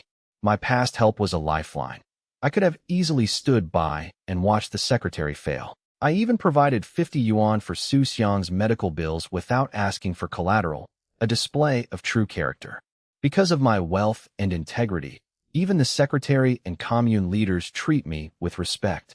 I previously helped the commune cover up a lost cow, saving them from a major investigation. That assistance spared them from writing formal apologies and facing disciplinary action. Recognizing my value, the secretary agrees to accompany me to the commune. Hunting is a standard practice for mountain-adjacent communes, so the proposal isn't inherently radical. Some leaders object, fearing the hunt will disrupt the critical autumn harvest. If the harvest fails, the commune leadership bears the responsibility. These objections are reasonable and gain significant support. We've already helped Suyu with the chicks. Why should we prioritize his personal needs again? It's a fair point. All social and business relationships require a balance of mutual benefit. Why offer special treatment if the return on investment isn't clear? Wait, hear me out. The secretary interjected. The commune secretary holds significant power over local production and economics. We won't pull from villages currently harvesting. We'll recruit from those who have already finished. We'll have experienced militia lead teams from villages that have met their quotas. One might wonder why the secretary would listen to me. Is it just about the chicks? My true skill lies in my persuasion. I used my leverage not just for the hunt, but to secure a private audience with Secretary Qin. Just as a meeting with a titan like Buffett costs a fortune, an audience with a secretary is worth a favor. I and Secretary Qin discussed the future and how the nation could achieve prosperity. This is a sensitive topic, and a secretary would never speak candidly with a stranger. In the era of the planned economy, questioning the big pot rice system is taboo. I navigated this by using hypothetical scenarios and the proverb, "The speaker is innocent, but the listener should take heed." Through allegories and foreign examples, I challenged the secretary's perspective, effectively conveying my vision. While I spoke of foreign trends, I was clearly discussing the future of our own country. I proposed a hypothetical. If the country shifted to an economic era and opened to foreign investment, how would the social environment change? My words opened a door for Secretary Qin, offering a glimpse of a new world, though Qin dared not probe further. Qin wasn't naive. He knew I had a hidden agenda. No one would waste a favor just for a casual chat. Qin realized I was no ordinary man. If my predictions about the future held true, the commune could gain a massive advantage by acting early. In an economic era, a capable, visionary, and wealthy leader is vital. My composure and foresight made me an ideal candidate in Qin's eyes. Qin knew that proximity to mountains often meant poverty due to poor infrastructure. Tourism was impractical when people were still struggling to feed themselves. Development required connectivity. Without roads, mountain towns had no competitive advantage, making tourism a premature goal. Qin decided that even if my predictions were uncertain, the young man's talent made me worth knowing. Helping me within the bounds of policy was a safe bet. My confidence and psychological maturity were rare for a man in his 20s. Thus, Qin overruled objections to organize a communal hunt. While unusual for being individual-led, it was ultimately just another hunt. As long as I covered potential medical costs and ensured safety, Qin saw no issue. 16 villages were selected to participate, as they had already completed their autumn harvest.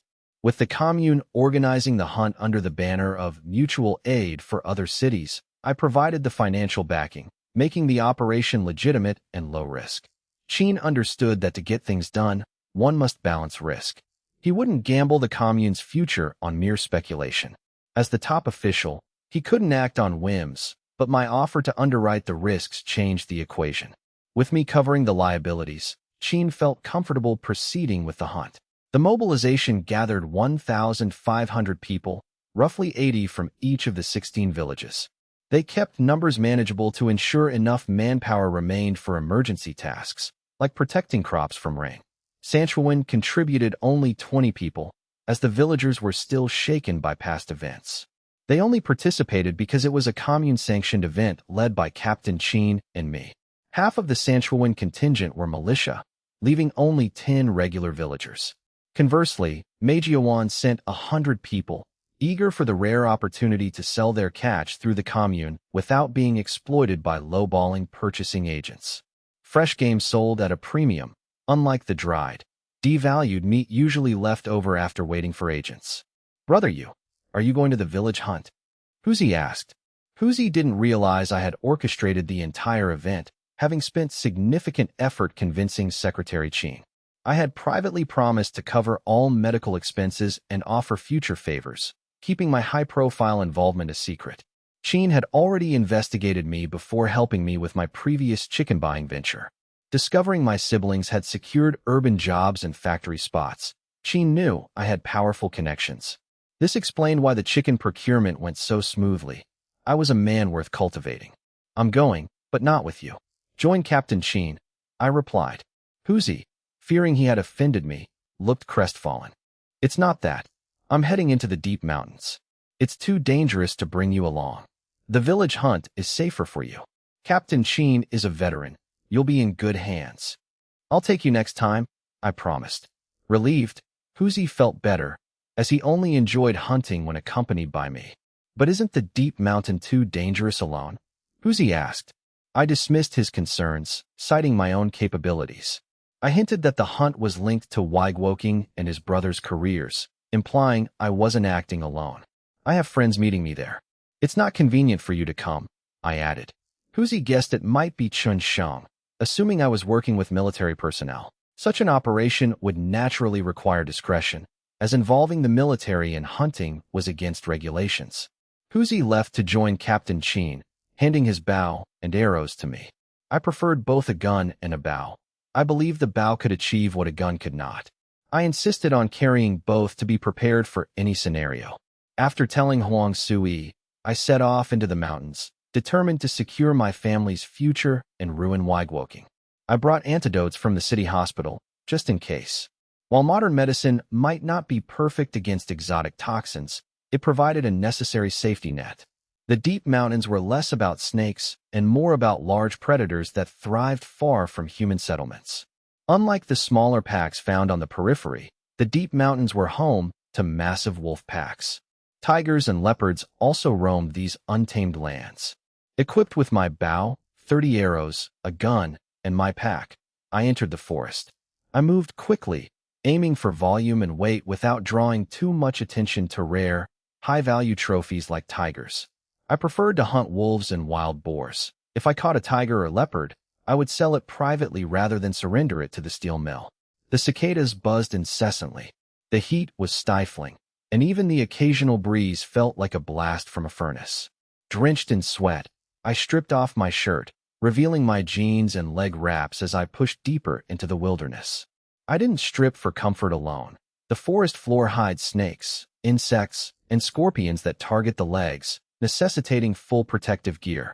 Whether it's venomous snakes or scorpions, most threats strike at the lower limbs, making my leg wraps essential. I only removed my shirt to briefly escape the stifling heat, intending to dress fully before resuming my trek. I drank from a bottle pulled from my space, then poured the remainder over my head and torso to cool down.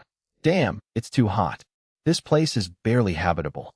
The terrain dipped into a sweltering, humid basin as I ventured deeper into the mountains. Despite the complaints, I wiped myself dry, dressed completely, shouldered my gear, and plunged back into the woods. Bang!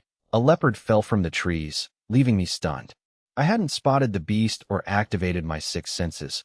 I had simply reacted to a sudden, subconscious sense of danger, firing with instinctive precision. I realized my reflexes were abnormal, recalling similar, though weaker, sensations when facing Lai Tu San and Tian Laochi. Is this danger perception? I checked the system, but the panel remained unchanged, offering no confirmation. I stashed the leopard in my space, grateful for this inexplicable, life-saving intuition. The heart-stopping dread I felt had been so intense that my body moved to fire before my mind could even process the threat. It was surreal, yet real, likely my sixth sense amplified by my mental strength.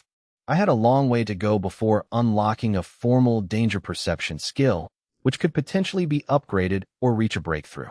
If I could turn this intuition into a skill, I might eventually sense anyone mentioning my name.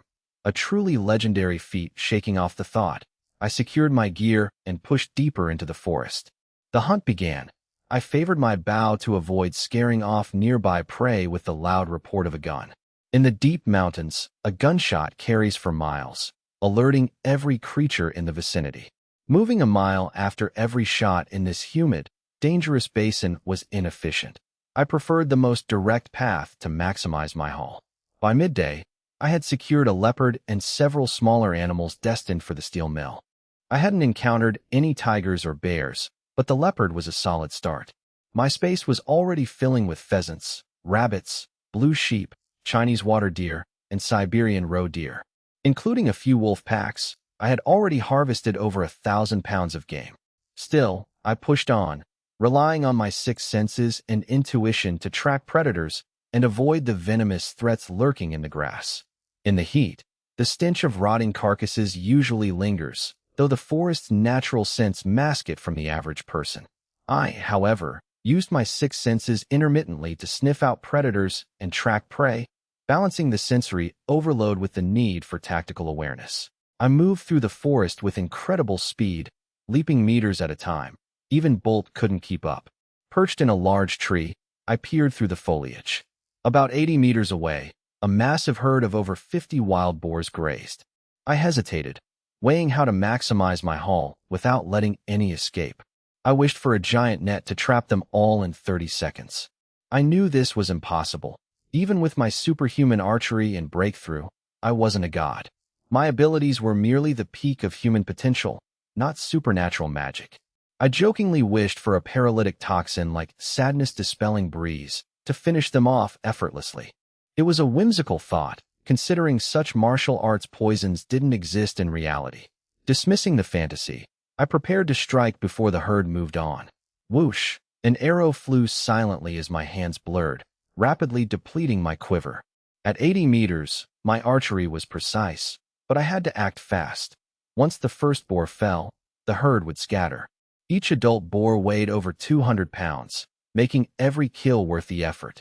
Using my advanced archery, I curved the trajectories of my arrows so they would strike simultaneously, requiring perfect timing and spatial judgment. A single miscalculation would cause the arrows to miss, as the boars would shift positions the moment the first one died. My arrows weren't homing missiles. If the targets moved, I would lose everything. I carefully observed the herd's behavior to sequence my shots, knowing a single error would ruin the entire hunt. My greed for a perfect haul increased the risk. If my timing was off by even a second, the boars would move and dodge the incoming projectiles. Despite the risk, I committed, confident I could secure at least 4 or 5 kills before switching to my rifle.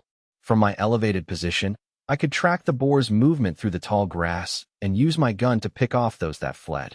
I knew I couldn't kill all 50, but I was determined to bag as many as possible. I pulled my Mauser nagant from my space, my eagle eye acting like an 8-power scope.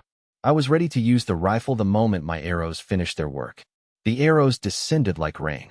Within 2 seconds, all 30 arrows struck simultaneously, though the effort left me exhausted. I had timed the flight paths so that all 30 arrows converged on their targets within a 2-second window. While I aimed for zero-error synchronization, the 2-second margin was the limit before the herd's movement rendered further shots useless. Dizziness washed over me, a sign of mental overexertion, and I clung to the tree to keep from falling. I stumbled after firing 3 shots, barely steadying myself by clutching a tree to avoid a humiliating fall. A 10-meter drop into thick brush might not be fatal, but it would certainly risk broken bones. I had successfully downed the boar herd. My gamble paid off. After practicing my archery breaking limit, I understood the arrow's speed well enough to know I could incapacitate them, even if a few shots missed vital organs. Every arrow hit, and only the final rifle shot missed, as I was already suffering from severe vertigo. I stored my bow and rifle in my space, clung to the tree to recover, and eventually slid down. I remained dizzy, though the sensation of the world spinning like a roller coaster had subsided. My equilibrium was returning, though my head still throbbed. Archery breaking limit IV's ability to curve arrows is a trump card, not a basic attack. The mental strain of firing 30 arrows at once caused a backlash. Closing my eyes for 5 minutes is the best way to recover mental power quickly. But I couldn't afford to rest. The scent of blood from the boars would soon attract predators. Ignoring my dizziness, I used my rifle as a crutch, struggling through the 80 meters as if it were 10 kilometers. Normally, I would have covered this distance in seconds. Now, even a jump was impossible. Perhaps the gunshots had intimidated nearby predators, as none had yet approached the bloody scene. I reached my destination, no longer needing the rifle for support, though my brain still ached. My mental power was depleted. Using archery breaking limit for now would likely cause me to pass out. My brain was effectively forcing a shutdown to recover. I couldn't risk losing consciousness in the deep mountains, so I had to wait half a day to recover.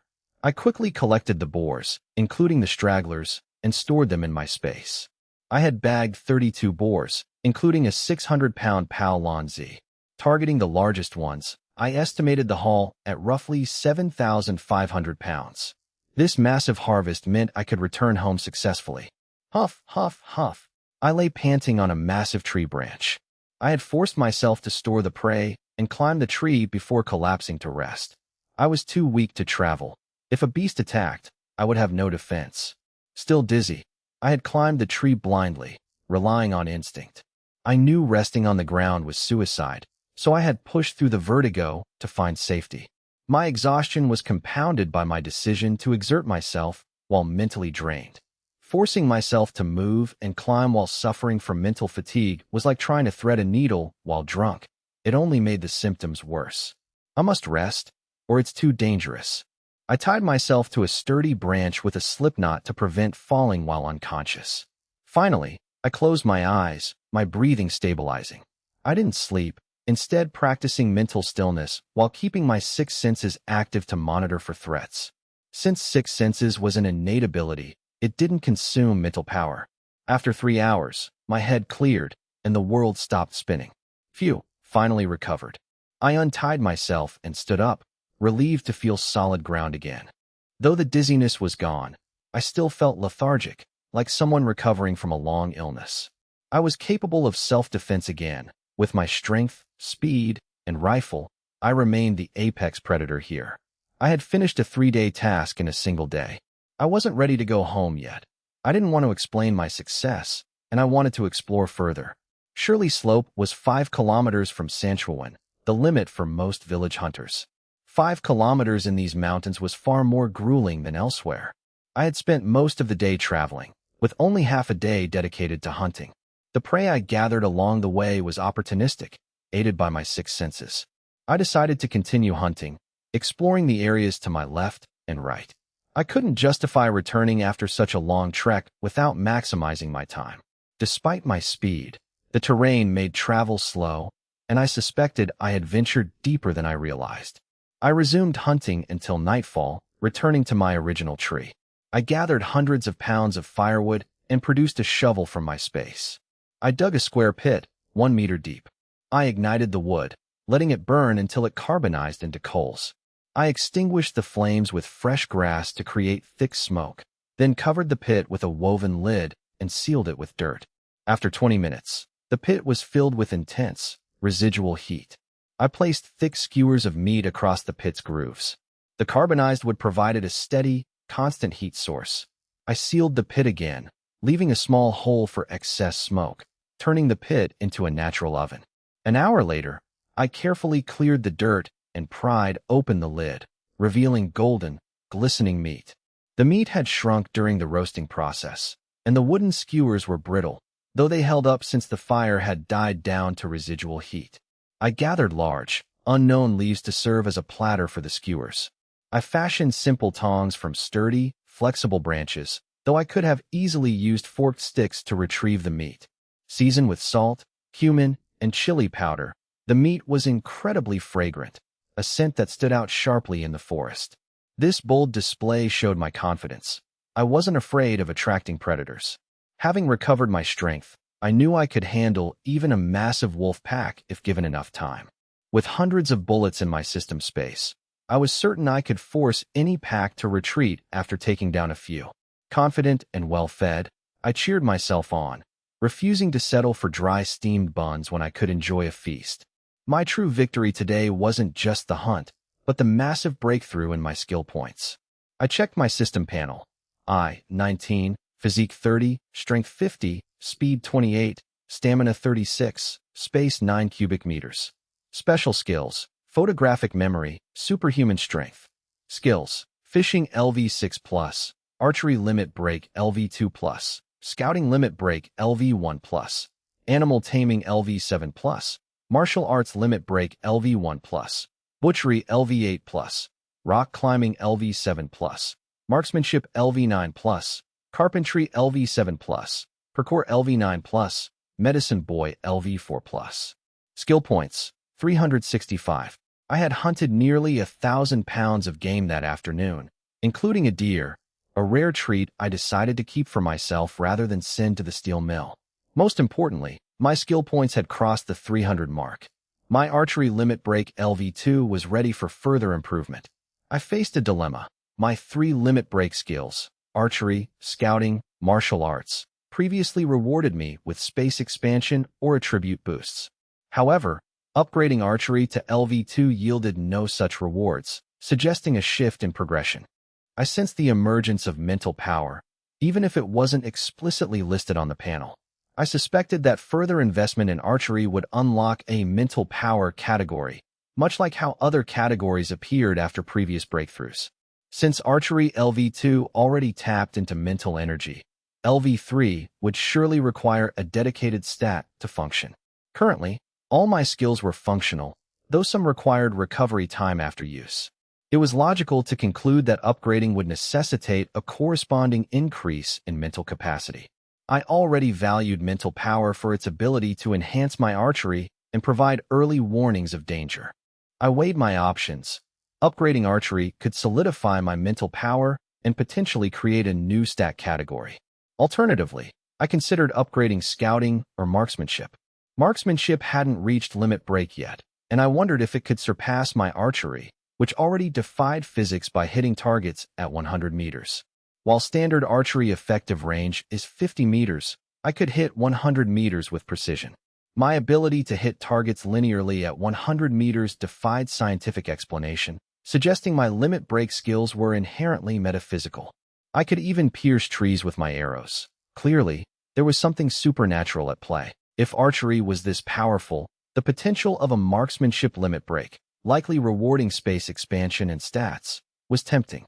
Scouting was also vital, as it enabled time regression and the 6 senses, sight, hearing, smell, taste, touch, and consciousness. I had already subconsciously utilized my heightened consciousness to react to a panther's ambush. I remained torn between the potential of archery's mental power and the tangible rewards of marksmanship or scouting. Deciding to put the choice aside, I began to eat, noting the meat was a bit overcooked for my first attempt. The flavor was excellent, and I washed it down with water, continuing my meal. I would decide on the skill points after I was full.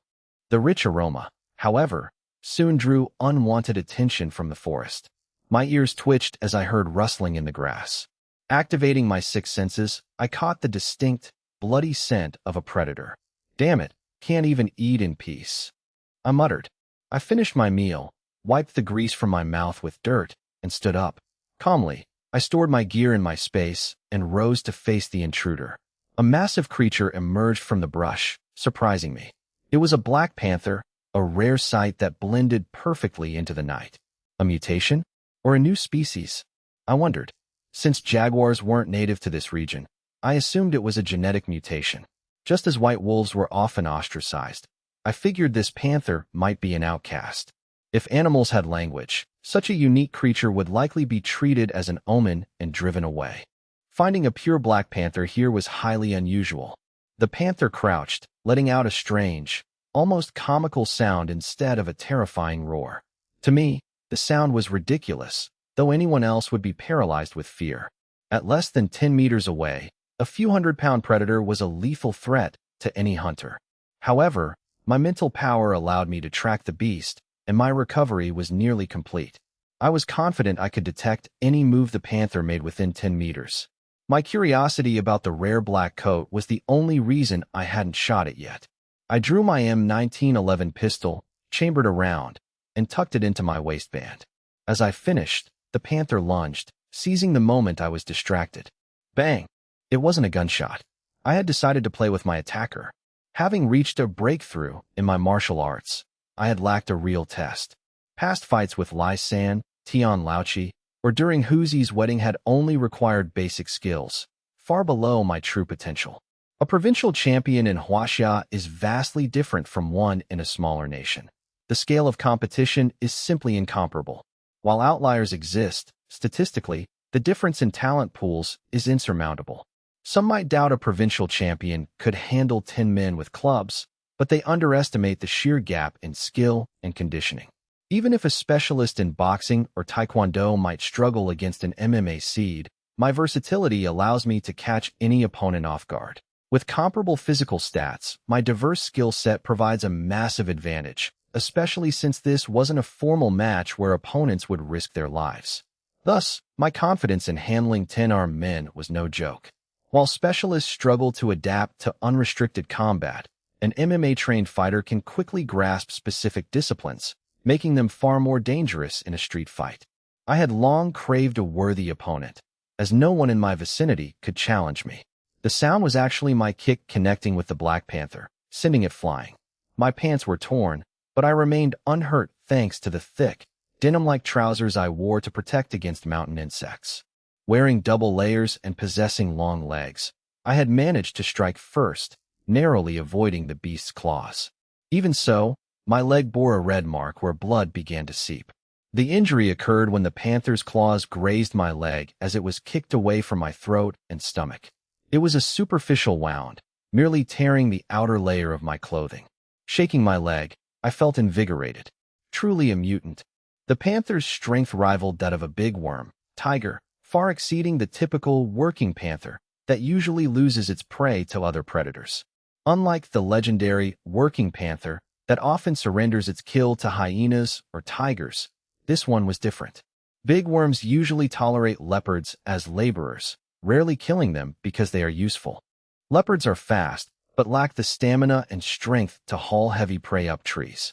Their instinct to eat in trees is a sign of cowardice. True apex predators don't need such precautions.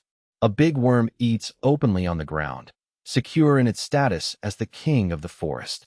Even wolf packs avoid provoking a big worm.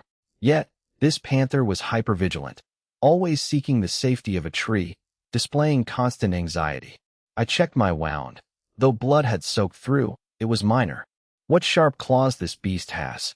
The panther struggled to rise after being kicked 5 meters into a tree, its bones nearly shattered. As I approached, the beast hissed in warning, refusing to back down. Strange, it isn't running? Leopards are usually the most pragmatic predators, fleeing at the first sign of a superior threat like a tiger. They only resist hyenas or small wolf packs, fleeing if the odds are poor. I often wondered if their thin frames were due to constant starvation from these failed hunts. With a roar, the panther lunged again. I didn't hold back, delivering a kick to its head that sent the massive beast into a mid-air somersault. Its jaw shattered, and as it lay dying, the panther looked toward a specific direction with lingering attachment. I followed its gaze and realized why the beast had fought to the death.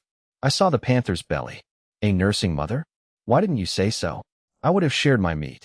Hunting is governed by the law of the jungle. There is no malice in survival. However, ethical hunters avoid nursing animals unless absolutely necessary.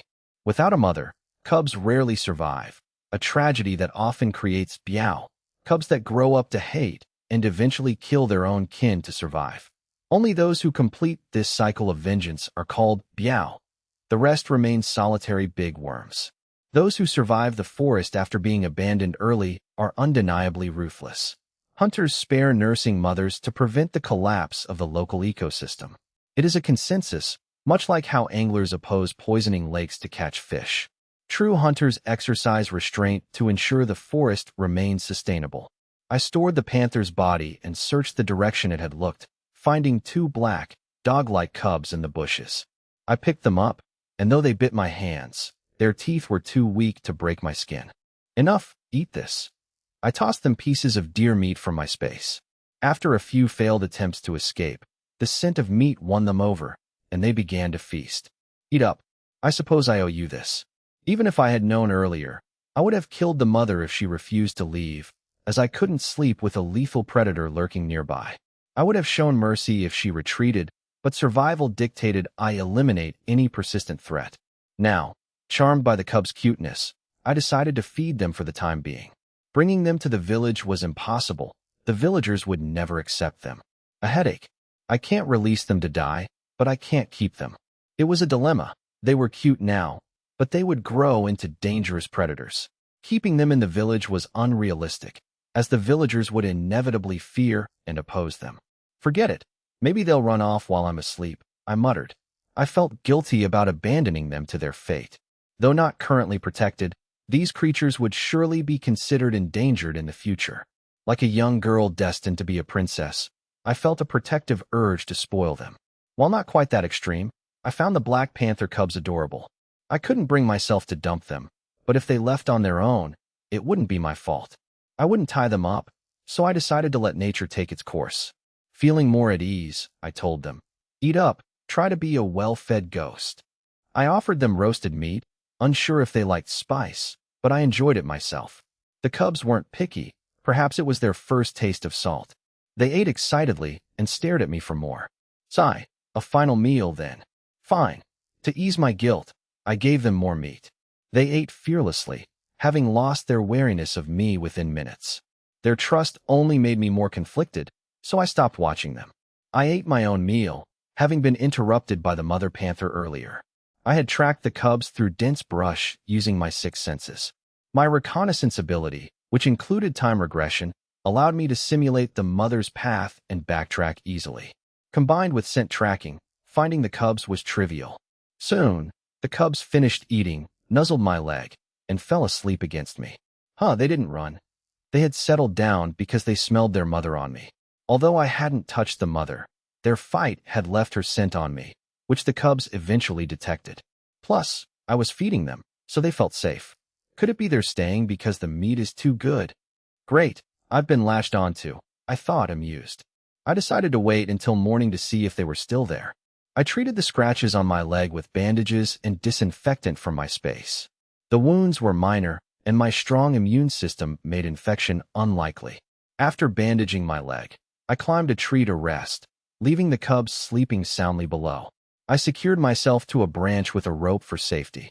I really need a hammock in my space next time. Sleeping like this is uncomfortable. The next morning, I was sprinting through the forest with the cubs in my arms. Are these wolves chasing me, or you too? Did your mom dig up their ancestral graves? I hadn't slept soundly, keeping my guard up.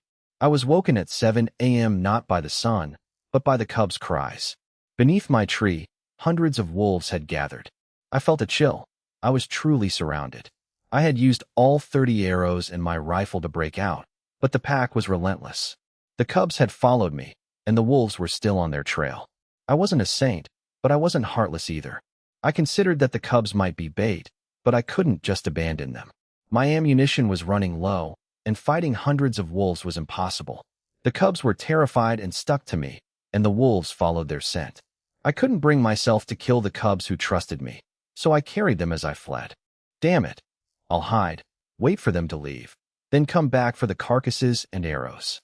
If I hadn't killed the wolves approaching the tree earlier, the cubs would be dead. This pack was unusually disciplined and fearless, ignoring the gunfire. I put the cubs in my backpack, leaving their heads exposed, and climbed a tall tree. It was the highest tree in the vicinity. I reached the top, 7 or 8 meters off the ground. They shouldn't find me here, right? I was out of arrows and didn't want to waste more bullets. The wolves were vengeful. If I ran out of ammo, I'd have no way to deter them. They still feared the rifle, which was the only reason I had escaped the initial encirclement. I had killed over 100, yet they wouldn't retreat, and I hadn't even spotted the alpha. Shoo, don't make a sound, I whispered, covering the cubs' mouths. The wolves passed beneath the tree. They would eventually lose the trail and circle back. Wolves, like dogs, track by scent. Most hunting dogs use ground-level scent, but some are air scenters. Air scenters are superior, tracking through the air, and wolves likely possessed this ability. They were close relatives to dogs, and their senses were likely even sharper. Go! Seeing the pack pass, I leaped to an adjacent tree. I relied on my agility to catch the branch. A fall would have been fatal. I did this to break the scent trail. Even an air scenter couldn't easily track a scent 10 meters in the air, especially in a forest filled with competing odors. The fresh forest air would help mask my presence. My speed was the only reason I dared to venture into the deep mountains. I returned to the original tree, now empty of wolves, to retrieve my shell casings. I quickly gathered my arrows and wolf carcasses. I knew the wolves would eventually spread out and find my scent again, so I had to move fast. I had to land and run. If I stayed airborne, the wolf pack would track me down within 5 minutes once my scent faded. Fortunately, I had my space. I didn't need 5 minutes. With a wave of my hand or a mere thought, the wolves beneath me vanished into my inventory. In moments, I retrieved all 30 of my arrows, leaving over 80 wolf carcasses stored in my space. Added to my previous haul, I now had hundreds of wolves. Selling the meat would be profitable. While not expensive, it was still a valuable resource. After cleaning up, I hurried away. I set the little black panthers on the ground and said earnestly, "You're safe now. Go on, leave." I tossed them some venison. I didn't want the burden. I'd killed their mother, but I had no intention of being a lifelong nanny to two predators I couldn't kill but couldn't shake. Whine. The two little ones grabbed the meat and chased after me, clearly latching onto me. I could easily outrun them, but their persistence forced me to confront the reality of their behavior. Their attachment and trust, born from a single meal and a shared escape, stirred my conscience. I knew that if I abandoned them, they would inevitably be hunted and eaten by the wolf pack. "Stop that noise." My outburst startled the cubs, who huddled together with pitiful, helpless expressions. "Karma, I suppose I owe you," I sighed. I set down my backpack, and the cubs immediately crawled inside, making me laugh as I patted their heads. Though reluctant, I couldn't bring myself to abandon them. While I didn't need to befriend beasts, I couldn't ignore my own nature. I recalled seeing a man once who attracted wild sparrows that would land on him and eat from his lips. The man fed them, never harming them, and the birds sensed his natural affinity. I had joked that the man could have made a fortune posing as a monk, but I shook off the thought. "Fine, I'll keep you for now, but grow up fast. I can't afford to feed you forever." One of the cubs licked my hand, showing remarkable intelligence. What a mess I've gotten into. I left the area. With only about 100 rounds of ammunition left, I couldn't rely on my gun forever. Could I fight hundreds of wolves barehanded? I could handle a few with my wood-chopping knife, but hundreds were a different story. Fighting them head-on was too risky and not worth the potential cost. If pushed, I could defeat any enemy, but I wasn't looking for a death match. Even with my martial arts limit break, I was still human. My limits were physical. Breaking them only offered a marginal advantage. It was the difference between lifting 100 pounds and 101. It helped in competition, but in a life-or-death struggle, it only slightly improved my odds. Fighting hundreds of wolves would leave me severely injured or dead. No matter how fast my reflexes, I couldn't defend every angle forever. Eventually, I would make a mistake or run out of stamina. Wolves were masters of hunting, using coordinated tactics like flanking and wearing down prey, even daring to challenge tigers. They were cunning, ruthless, and coordinated. Fighting a pack was like facing a beast tamer. Human intelligence struggled to break such a siege. Phew, 10 miles out. I should have lost them. 5 more miles, and I'd be out of the deep mountains. I had traveled far enough to release the cubs, but I was already nearing the outskirts by midday. I need a temporary shelter. I'll build one to house these two. I decided to build it between the deep mountains and the outskirts, a strategic spot for offense and defense. The outskirts were within the 10-kilometer comfort zone of Shirley Slope, where villagers hunted.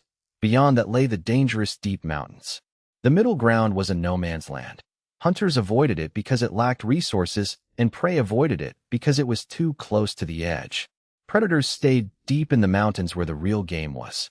Even at the edge, hunters feared the occasional top predator roaming through.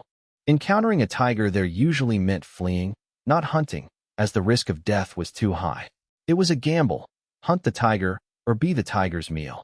I began felling trees. With my carpentry tools in my space, I could build efficiently. As I sawed and cut, the cubs played nearby. With chisels, planes, nails, and axes, I had everything needed for a small wooden cabin. I set aside hunting. I had enough meat, and half a day was enough to finish the cabin. My stamina was immense, and I expected to finish by nightfall. I dug the foundation for a larger cabin than the typical hunter's shack, which usually only held one person and minimal game. I wanted comfort. While others took 15 minutes to fell a tree, I did it in minutes. With my level 7 carpentry, the construction was simple. I cut a small hole in the door for the cubs.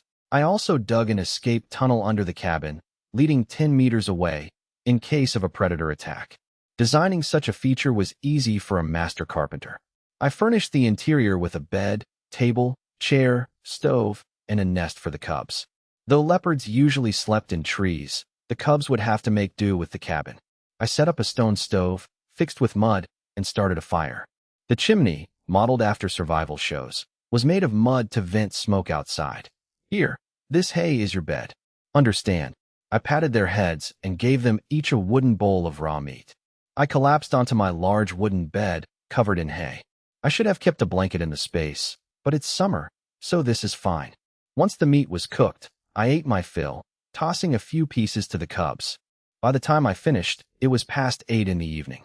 I began my day with high energy, heading out to work after breakfast.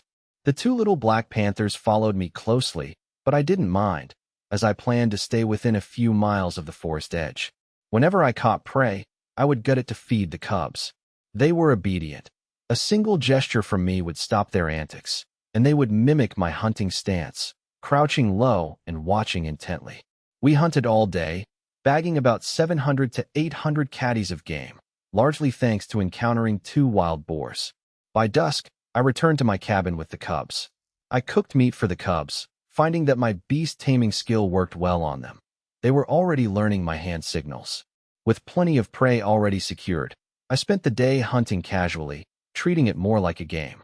On the 3rd morning, just as I prepared to head back, I heard barking nearby. Woof, woof, woof. A large dog burst from the brush. It was my own dog, Heisey. Heisey bristled, snarling at the cubs behind me. The cubs squeaked and hid in fear. I calmed Heisey down, assuring the dog that the cubs were harmless. Why are you in the forest? I realized the dog couldn't answer, but then I heard Hoozy's voice calling out for Heisey. Realizing Hoozy had brought the dog, I signaled Heisey to go back. Soon, Heisey returned with Hoozy in tow. Damn, Heisey went crazy running this way. I thought it had run off and chased it the whole way. So you're here, brother you? Hoozy explained that Heisey had bolted about 500 meters away. I was impressed. Heisey had tracked me down using scent from the previous day. How's the harvest? Where's Captain Qin? Qin Xiangyang is behind with the main group. We've got about 1,000 caddies over 3 days.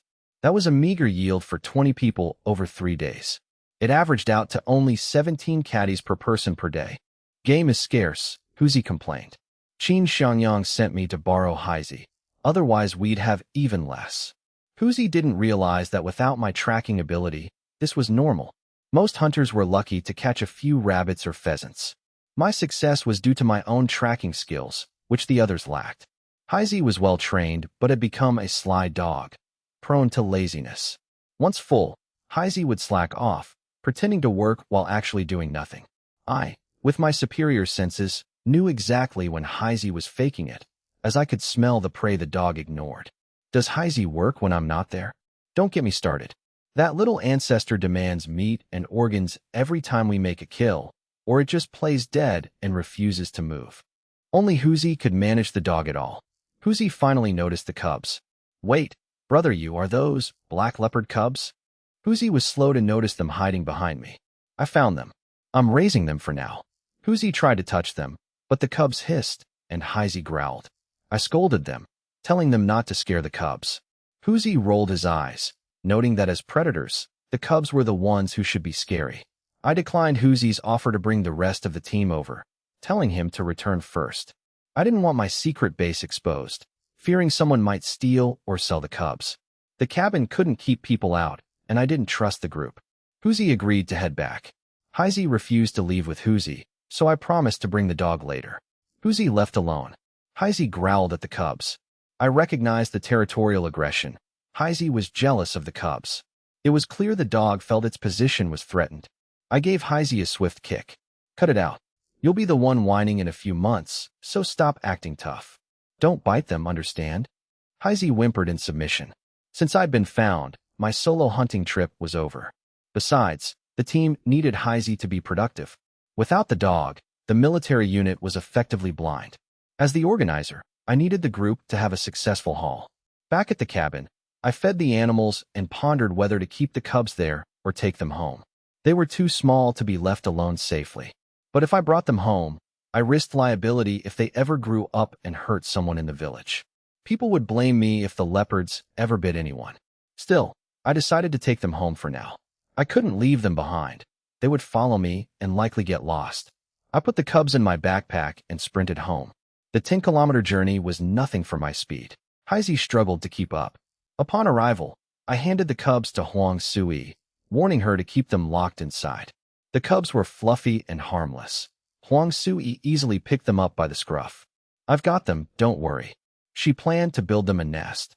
They would stay for a month or two until they were ready to learn to hunt. Then I would move them to the cabin, where they would have to fend for themselves. I warned her to wash her hands after touching them, and to keep them away from my pregnant sister-in-law to avoid allergies. Huang Sui agreed. I returned to the forest, carrying Heisey for part of the way to speed things up. 3 gerfalcons circled overhead, having followed me into the mountains. I usually don't bring Heisey, but the dogs always follow me if I do. I whistled, a sharp sound carrying through the forest. The gerfalcon high above immediately dove toward me. It looked like an attack, but the bird slowed down, landing steadily on my shoulders and arm. I fed the 3 animals meat from my space. "Woof! No share for you. Let's move." Hunting dogs shouldn't be overfed, but they needed enough energy to stay motivated to track prey. I relied on Heisey to guide me to prey, avoiding the need to explain my 6th sense. While I could fool Huzi, I couldn't deceive Qin Xiangyang, who would surely notice the suspicious success rate of our hunt. A top-tier hunting dog like Heisey provided the perfect cover for my high harvest. Without needing a signal, I tracked Qin Xiangyang's group by scent. A 20-kilometer round trip would take most people until dark. I completed the journey in 2 hours, leaving me breathless. I usually spent 2 hours just on a one-way trip. Traveling alone allowed me to move through the forest at high speed. Heisey found the group, and I caught up. "Brother, you're late. We've been waiting for 2 hours. Were you waiting instead of hunting?" We were afraid of losing Heisey's trail, so we didn't dare go far, resulting in a poor harvest. I rolled my eyes. "Brother, is that a falcon? You know how to train them?" Qin Xiangyang asked, surprised. Huzi eagerly explained how I had raised the falcon since it was a chick. The group realized the bird was tame because it had been hand-raised. Most hunters try to tame adult falcons, which requires a grueling 7-day taming process that often ends in failure. Since falcons aren't prized for meat, hunters usually release them if training fails. Falcons are naturally proud, but hand-raised ones are docile and bond easily with their owners. Finding a nest on a cliff is rare, so capturing chicks is uncommon. Impressive. You're a true hunting expert, training both dogs and falcons at your age. Even with a hand-raised bird, training it to hunt and scout is a rare skill. At 20, my mastery was exceptional, as such skills usually belong to older, experienced hunters. Don't listen to Huzi. I just got lucky. After exchanging pleasantries, I whistled, and the falcon soared to scout for prey. Heisey began tracking on the ground, and the hunt proceeded methodically. They maintained a tacit understanding. Qin Xiangyang didn't pry into my previous harvests, and I didn't ask about theirs. "How are you handling the meat in this heat?" I asked. "The commune has a plan. They've provided a temporary cold storage warehouse in town. Secretary Qin said he'd handle the costs." I realized the secretary was covering for me, likely assuming I needed the help, though I had my space. "Understood. I heard you were with friends." "Where are they?" someone asked. Gossip was inevitable, even if the team leader didn't ask. They already transported their share down the mountain and moved to another area. It was a lie, but necessary to explain my massive, otherwise impossible, harvest. I soon led the group to a wild boar herd near the edge of the deep mountains. They noticed people from Sanshuiwan Village tailing them like leeches. Because the 2 villages were rivals, their women constantly compared the hunting results of their men. With the men in the mountains, the hunt became the sole topic of village gossip. Sanshuiwan had fewer than 25 men, half of whom were militia. They were skilled marksmen, which gave them the confidence to hunt in the deep mountains. Fewer youths had joined this time due to the lingering impact of the Su Xiang incident. Families were protective, and the village party secretary didn't push them to join. Mauser, however, had sent a full 100 men. Yet, the 20 men from Sanshuiwan were matching the harvest of the 100 from Mauser. News spread that Sanshuiwan's success was due to my exceptional hunting dog. A good hunting dog is invaluable, far exceeding the meager monthly savings of a typical farmer. My Heisey was worth a fortune, even if I had bought it cheaply under unique circumstances. An adult hunting dog could sell for 80 yuan for month's wages. Hunters only keep dogs if they can afford to feed them meat, as a dog fed only grain loses its hunting instinct. Only wealthy, renowned hunters could afford to maintain a pack of dogs. Damn it! Why are those Mauser people following us? Huzi growled. Huzi wanted to confront them, as he knew many of them personally. Let them be. They're just trying to piggyback on Heisey's tracking to get a share of the catch. The forest is public land. They couldn't legally stop them from following. The rule of the hunt is simple. Whoever strikes the prey gets it. Their behavior was shameless, but with their numbers, arguing was pointless. The two villages had a long-standing, petty rivalry. They didn't have deep-seated hatred, just a constant need to compete over everything due to their proximity. Fortunately, they had avoided any major, violent conflicts. Unlike some villages with blood feuds or historical grievances, they had managed to keep things relatively civil. So we just let them take advantage of us? Huzi and the others were furious, as the hunt's proceeds were meant to be shared among their own village. The villagers of Sanshuiwan were furious that the Mauser group was freeloading, but Captain Qin couldn't simply drive away 100 people with force. Even a king of soldiers couldn't handle 100 civilians without resorting to violence, which was impossible here. Qin realized that when people are shameless enough, they become invincible. Qin gathered his men to discuss a strategy. What should we do? We can't just let them keep freeloading. Suggestions flew. Appeal to the commune or challenge them to a duel. These methods were impractical. The commune wouldn't intervene in the forest, and disputes were hard to resolve on the spot. By the time the commune acted, the prey would be long gone. Suyu, what do you think?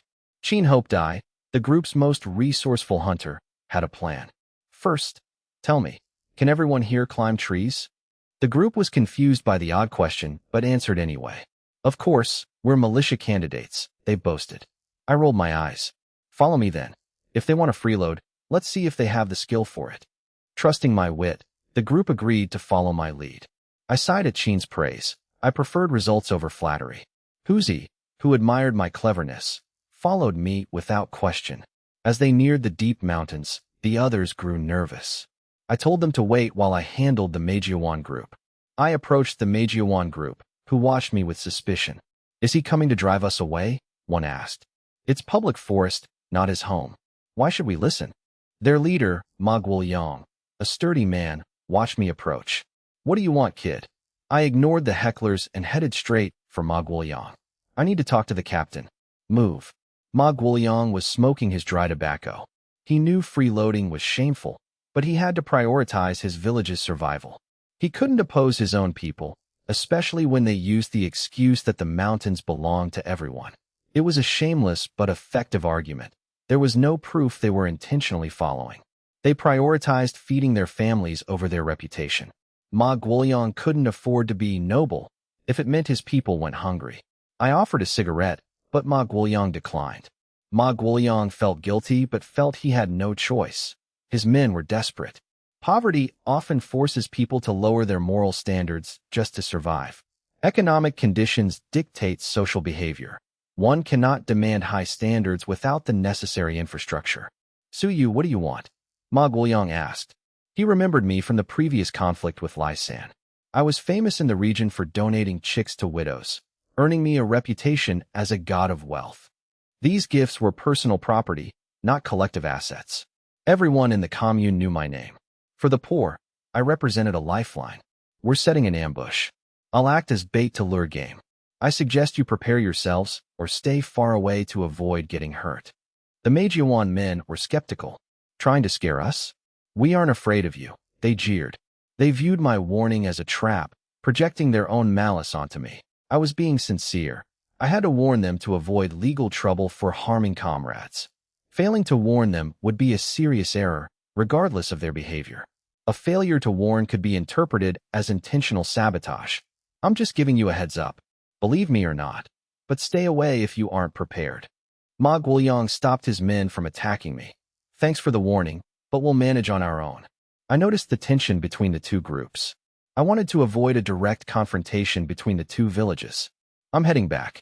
Remember, get up in the trees. I didn't want to kill them, but I accepted that some risk was inevitable. I knew the stubborn ones would suffer, while the cautious ones would listen.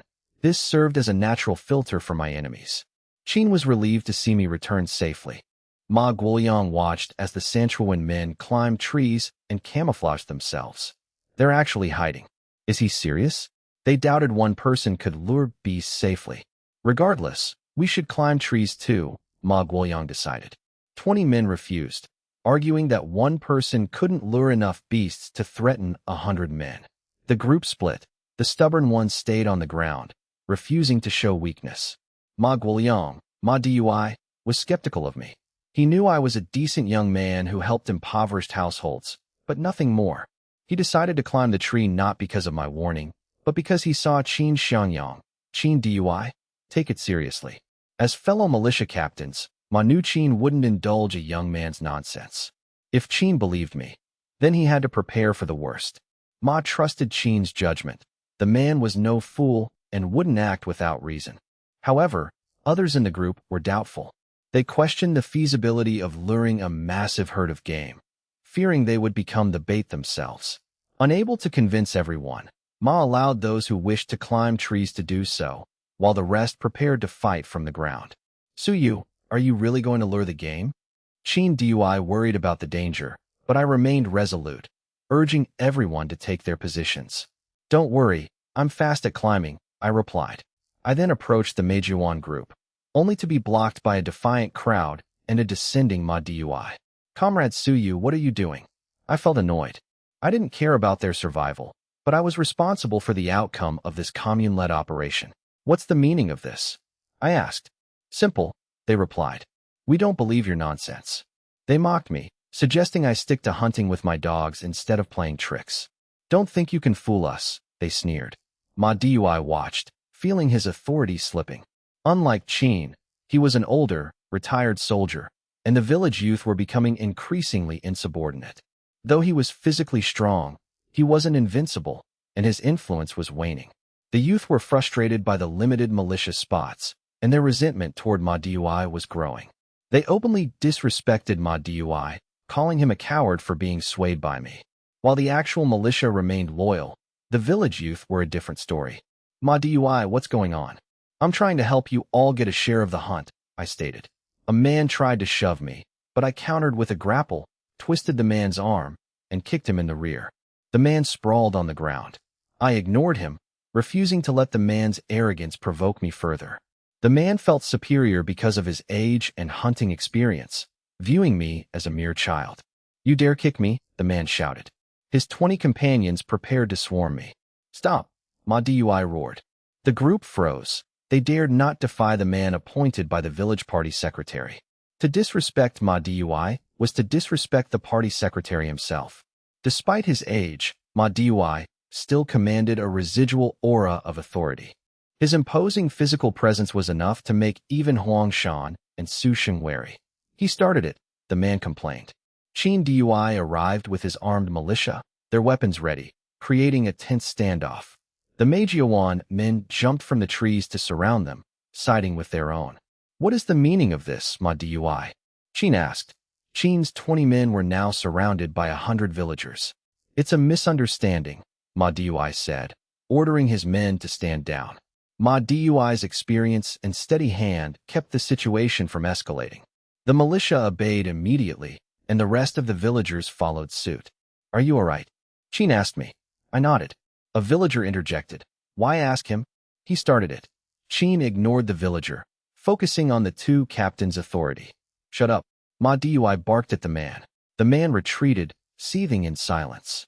Suyu, tell me what happened, Qin requested, trusting my character. Let Ma Dui explain. He saw it all, I replied. This allowed everyone to hear the truth of the incident. Ma Dui recounted the events clearly for all to hear. You started it? Qin glared at the man. The man trembled. He knew Qin was a veteran who had seen real combat. He knew he stood no chance against such a man. His tone softened instantly under Qin's gaze. He ignored me, so I tried to push him, and he kicked me.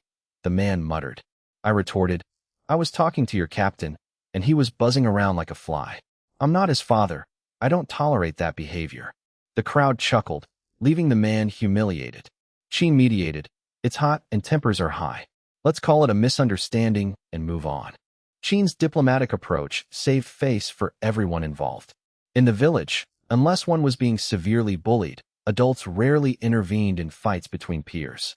Agreed, Ma Dui said. Young people are hot-headed. Ma Dui had no intention of seeking revenge for a man who had already undermined his authority. He warned the man that if he caused more trouble, he would be on his own. The message was clear. The militia would not support his personal vendettas.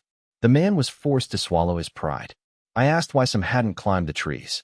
The man, still angry, snapped. Our captain didn't force us, so it's none of your business. This effectively silenced any further debate.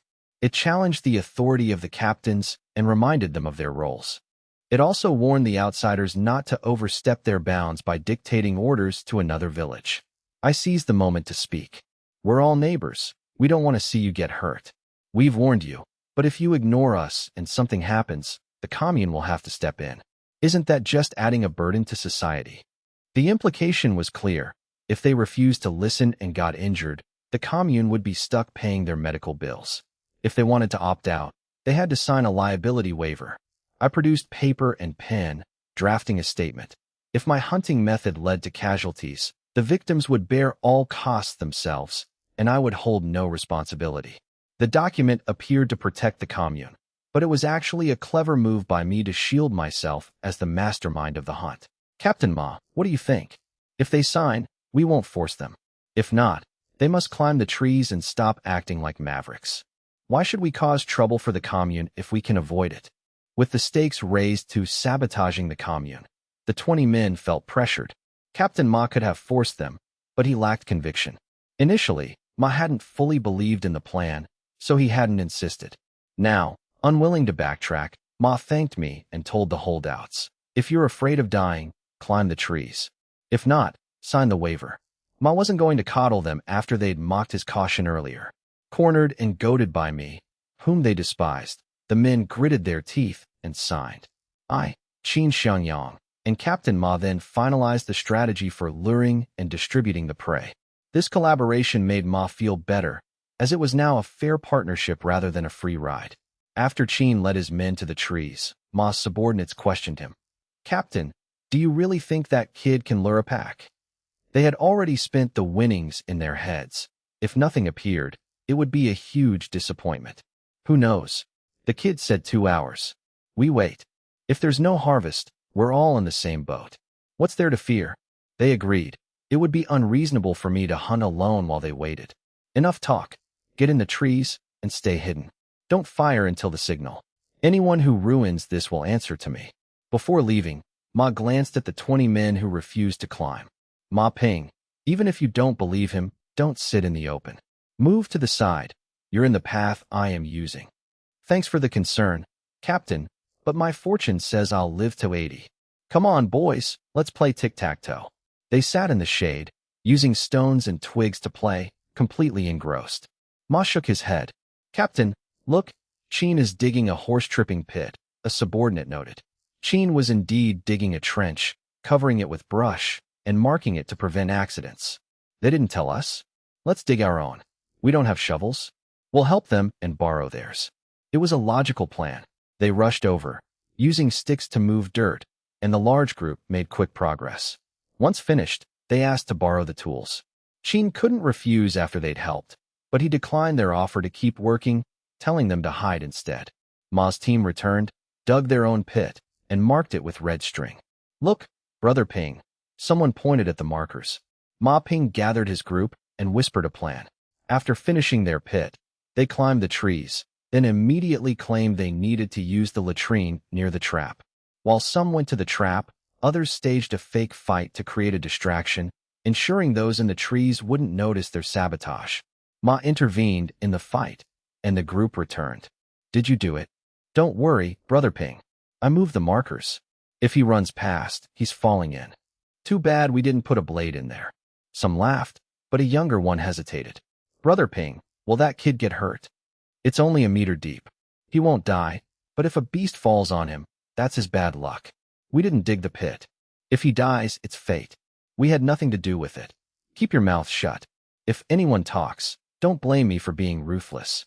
Mauser had 3 pests: Lai Tu Sin the gambler, Ma Ping the black market dealer, and his reckless followers. The third was Ma Guoliang, who preyed on widows. His affairs were treated as moral failings rather than crimes, though he was often punished with labor reform. Because he paid his partners, he was hard to prosecute, unlike actual prostitution. His wealth made him a nuisance to the village men. Ma Ping was the most dangerous, well-versed in black market trade. His money bought him a loyal, if misguided, group of followers. Ma Ping's threats silenced the young man, who nodded in fear. Ma Ping was clever and had long wanted to join the militia for the authority it provided, but Ma Guoliang had blocked him. Ma Guoliang was a legitimate militia captain, recognized by the commune, and on the path to party membership. Ma Ping knew he couldn't beat him. Few of his followers would actually stand against a real captain. Guoliang had too many loyal subordinates. I can't touch Guoliang, but I can make that outsider pay for kicking me. Ma Ping muttered to himself, his group returning to their game, though they were now distracted and tense. Meanwhile, elsewhere, I ran to the spot where I'd released the Black Panther, retrieved the beast from my space, and rubbed its blood onto my jacket. Ignoring the discomfort, I put on the blood-stained coat and walked toward my tree. The scent of the Black Panther's blood immediately drew the attention of the wolf pack. The beasts hadn't given up. They were still hunting me. Wolves are notoriously vengeful. Having killed over 100 of their kin, I knew the pack would never forgive me. Like Xiang Yu, who refused to cross the river because his loyal kin were protecting his rear, wolves are bound by blood and tribal loyalty. A wolf pack is a singular family unit where only the alpha has mating rights. This means the entire pack consists of siblings and close relatives. They would never let the slaughter of their kin go unavenged. Spotted by the pack, I climbed a tree instead of firing, waiting for them to congregate. Whoa! The howling intensified as over 100 wolves gathered, with more arriving by the second. The beasts piled atop one another, forming a living ladder to reach me. Their murderous glares made me shudder, despite my previous experience. This pack was significantly larger. Strange, their fur looks different. Are they borrowing reinforcements? Wolves from different regions vary in weight and coat luster. Well-fed wolves have sleek, heavy coats, while lone wolves are typically gaunt. While pack hierarchy dictates food access, they usually hunt large prey, so they rarely appear emaciated. These wolves clearly belong to 2 distinct factions, standing together but not as one. Are they sentient? Did Heibao steal their opportunity, fueling this rage? With nearly 300 wolves present, I couldn't wait any longer, or the ammunition from Mauser and Sanshuiwan would be exhausted. I spotted the alpha on a nearby rock, flanked by 2 large female wolves. Bringing your concubines to a fight? How shameless. I have to shoot you for that. Bang! I intentionally grazed the alpha, blowing off half its ear. I smirked. That's for showing off with your mates in tow.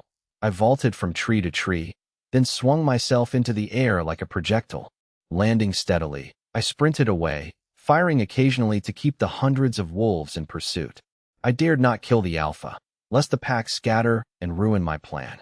The wounded, enraged alpha led the charge with renewed fury. I moved with superhuman agility, leaping meters at a time and scaling trees effortlessly. My jumping ability surpassed any world champion. I was less of a human and more of a superhuman. My speed kept the wolves at a distance, struggling to catch up. Meanwhile, Captain Qin and his men had been waiting for an hour. Is Suyu okay? Should we provide support? One asked. Qin trusted my physical prowess, believing I could handle it, as he himself might have in his youth.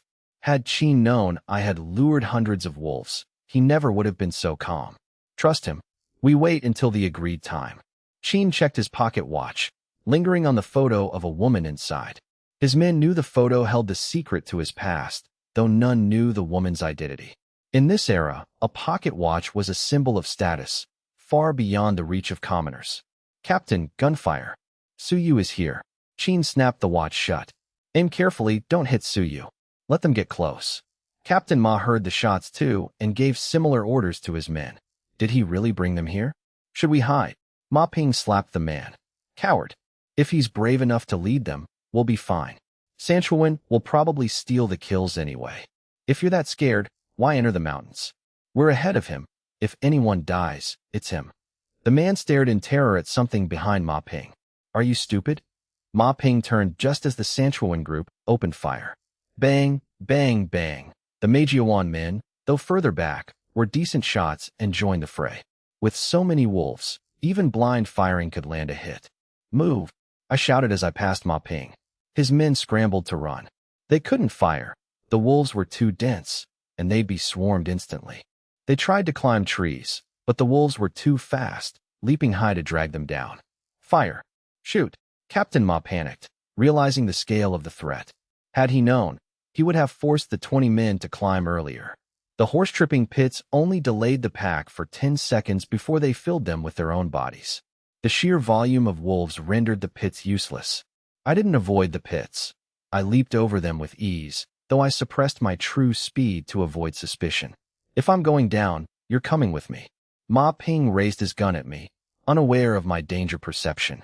I had accidentally stumbled into Ma Ping earlier, causing him to lag behind. I knew Ma Ping was a threat and kept my guard up. Even without looking, I sensed Ma Ping's intent through my mental awareness. As Ma Ping raised his weapon, I turned. I vaulted into a dense tree, vanishing from sight. Ma Ping fired blindly, but I was already hidden behind a thick branch. Danger perception? Yes. I had sensed the threat seconds before the gun was even raised. Ma Ping, you dare shoot at me? I shouted, though my voice was drowned out by the screams below.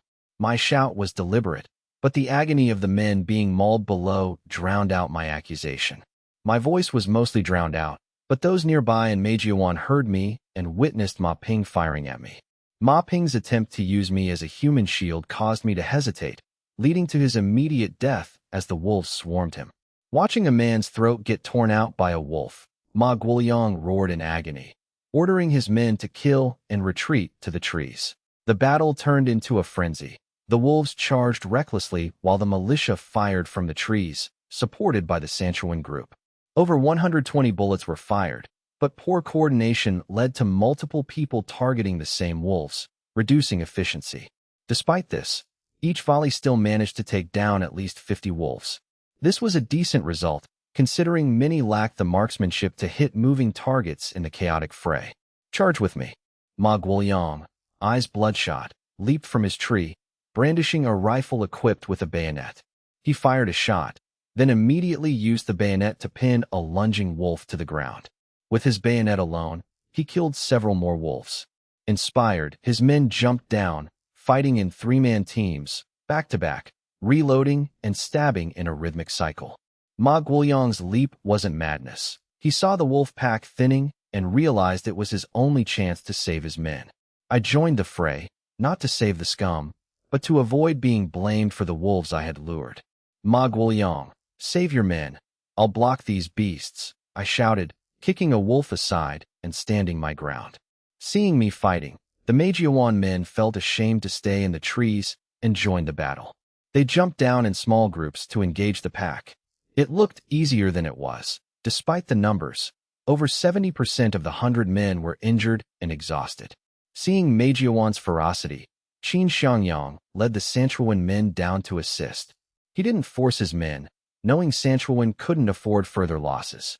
However, with Ma Guoliang and the others fighting, staying back would have been a disgrace to Qin. To hell with it, let's go. Physique shouted, charging out with the rest of the men following. Their descent caused the wolves to launch a desperate countercharge. Stay together. Don't act alone. The men formed defensive lines, fighting side by side against the onslaught. I, finding my rifle cumbersome, switched to a wood-chopping axe and carved a path through the wolves. Realizing the men were reaching their physical limits, I knew I had to end it. I vaulted up a tree, grabbed my rifle, and aimed at the commanding Wolf King. The shot struck true, killing the Wolf King and his 2 mates instantly. The wolves are retreating. We won. The men cheered and wept. With the leader dead, the pack scattered within 5 minutes. I estimated there had been over 300 wolves. Including those that fled, I had lured at least 500, likely 2 packs under 1 leader. Related wolf packs often recognize each other and cooperate. Siblings separated at birth can reunite to hunt together in shared territories. Quiet. Check for injuries. Qin Xiangyang commanded, and Ma Guoliang immediately began organizing medical aid. Just minor scratches and bites, nothing life-threatening, the men reported. I produced disinfectant and bandages from my pack. Qin patted my shoulder, only to find it covered in blood. Is this wolf blood?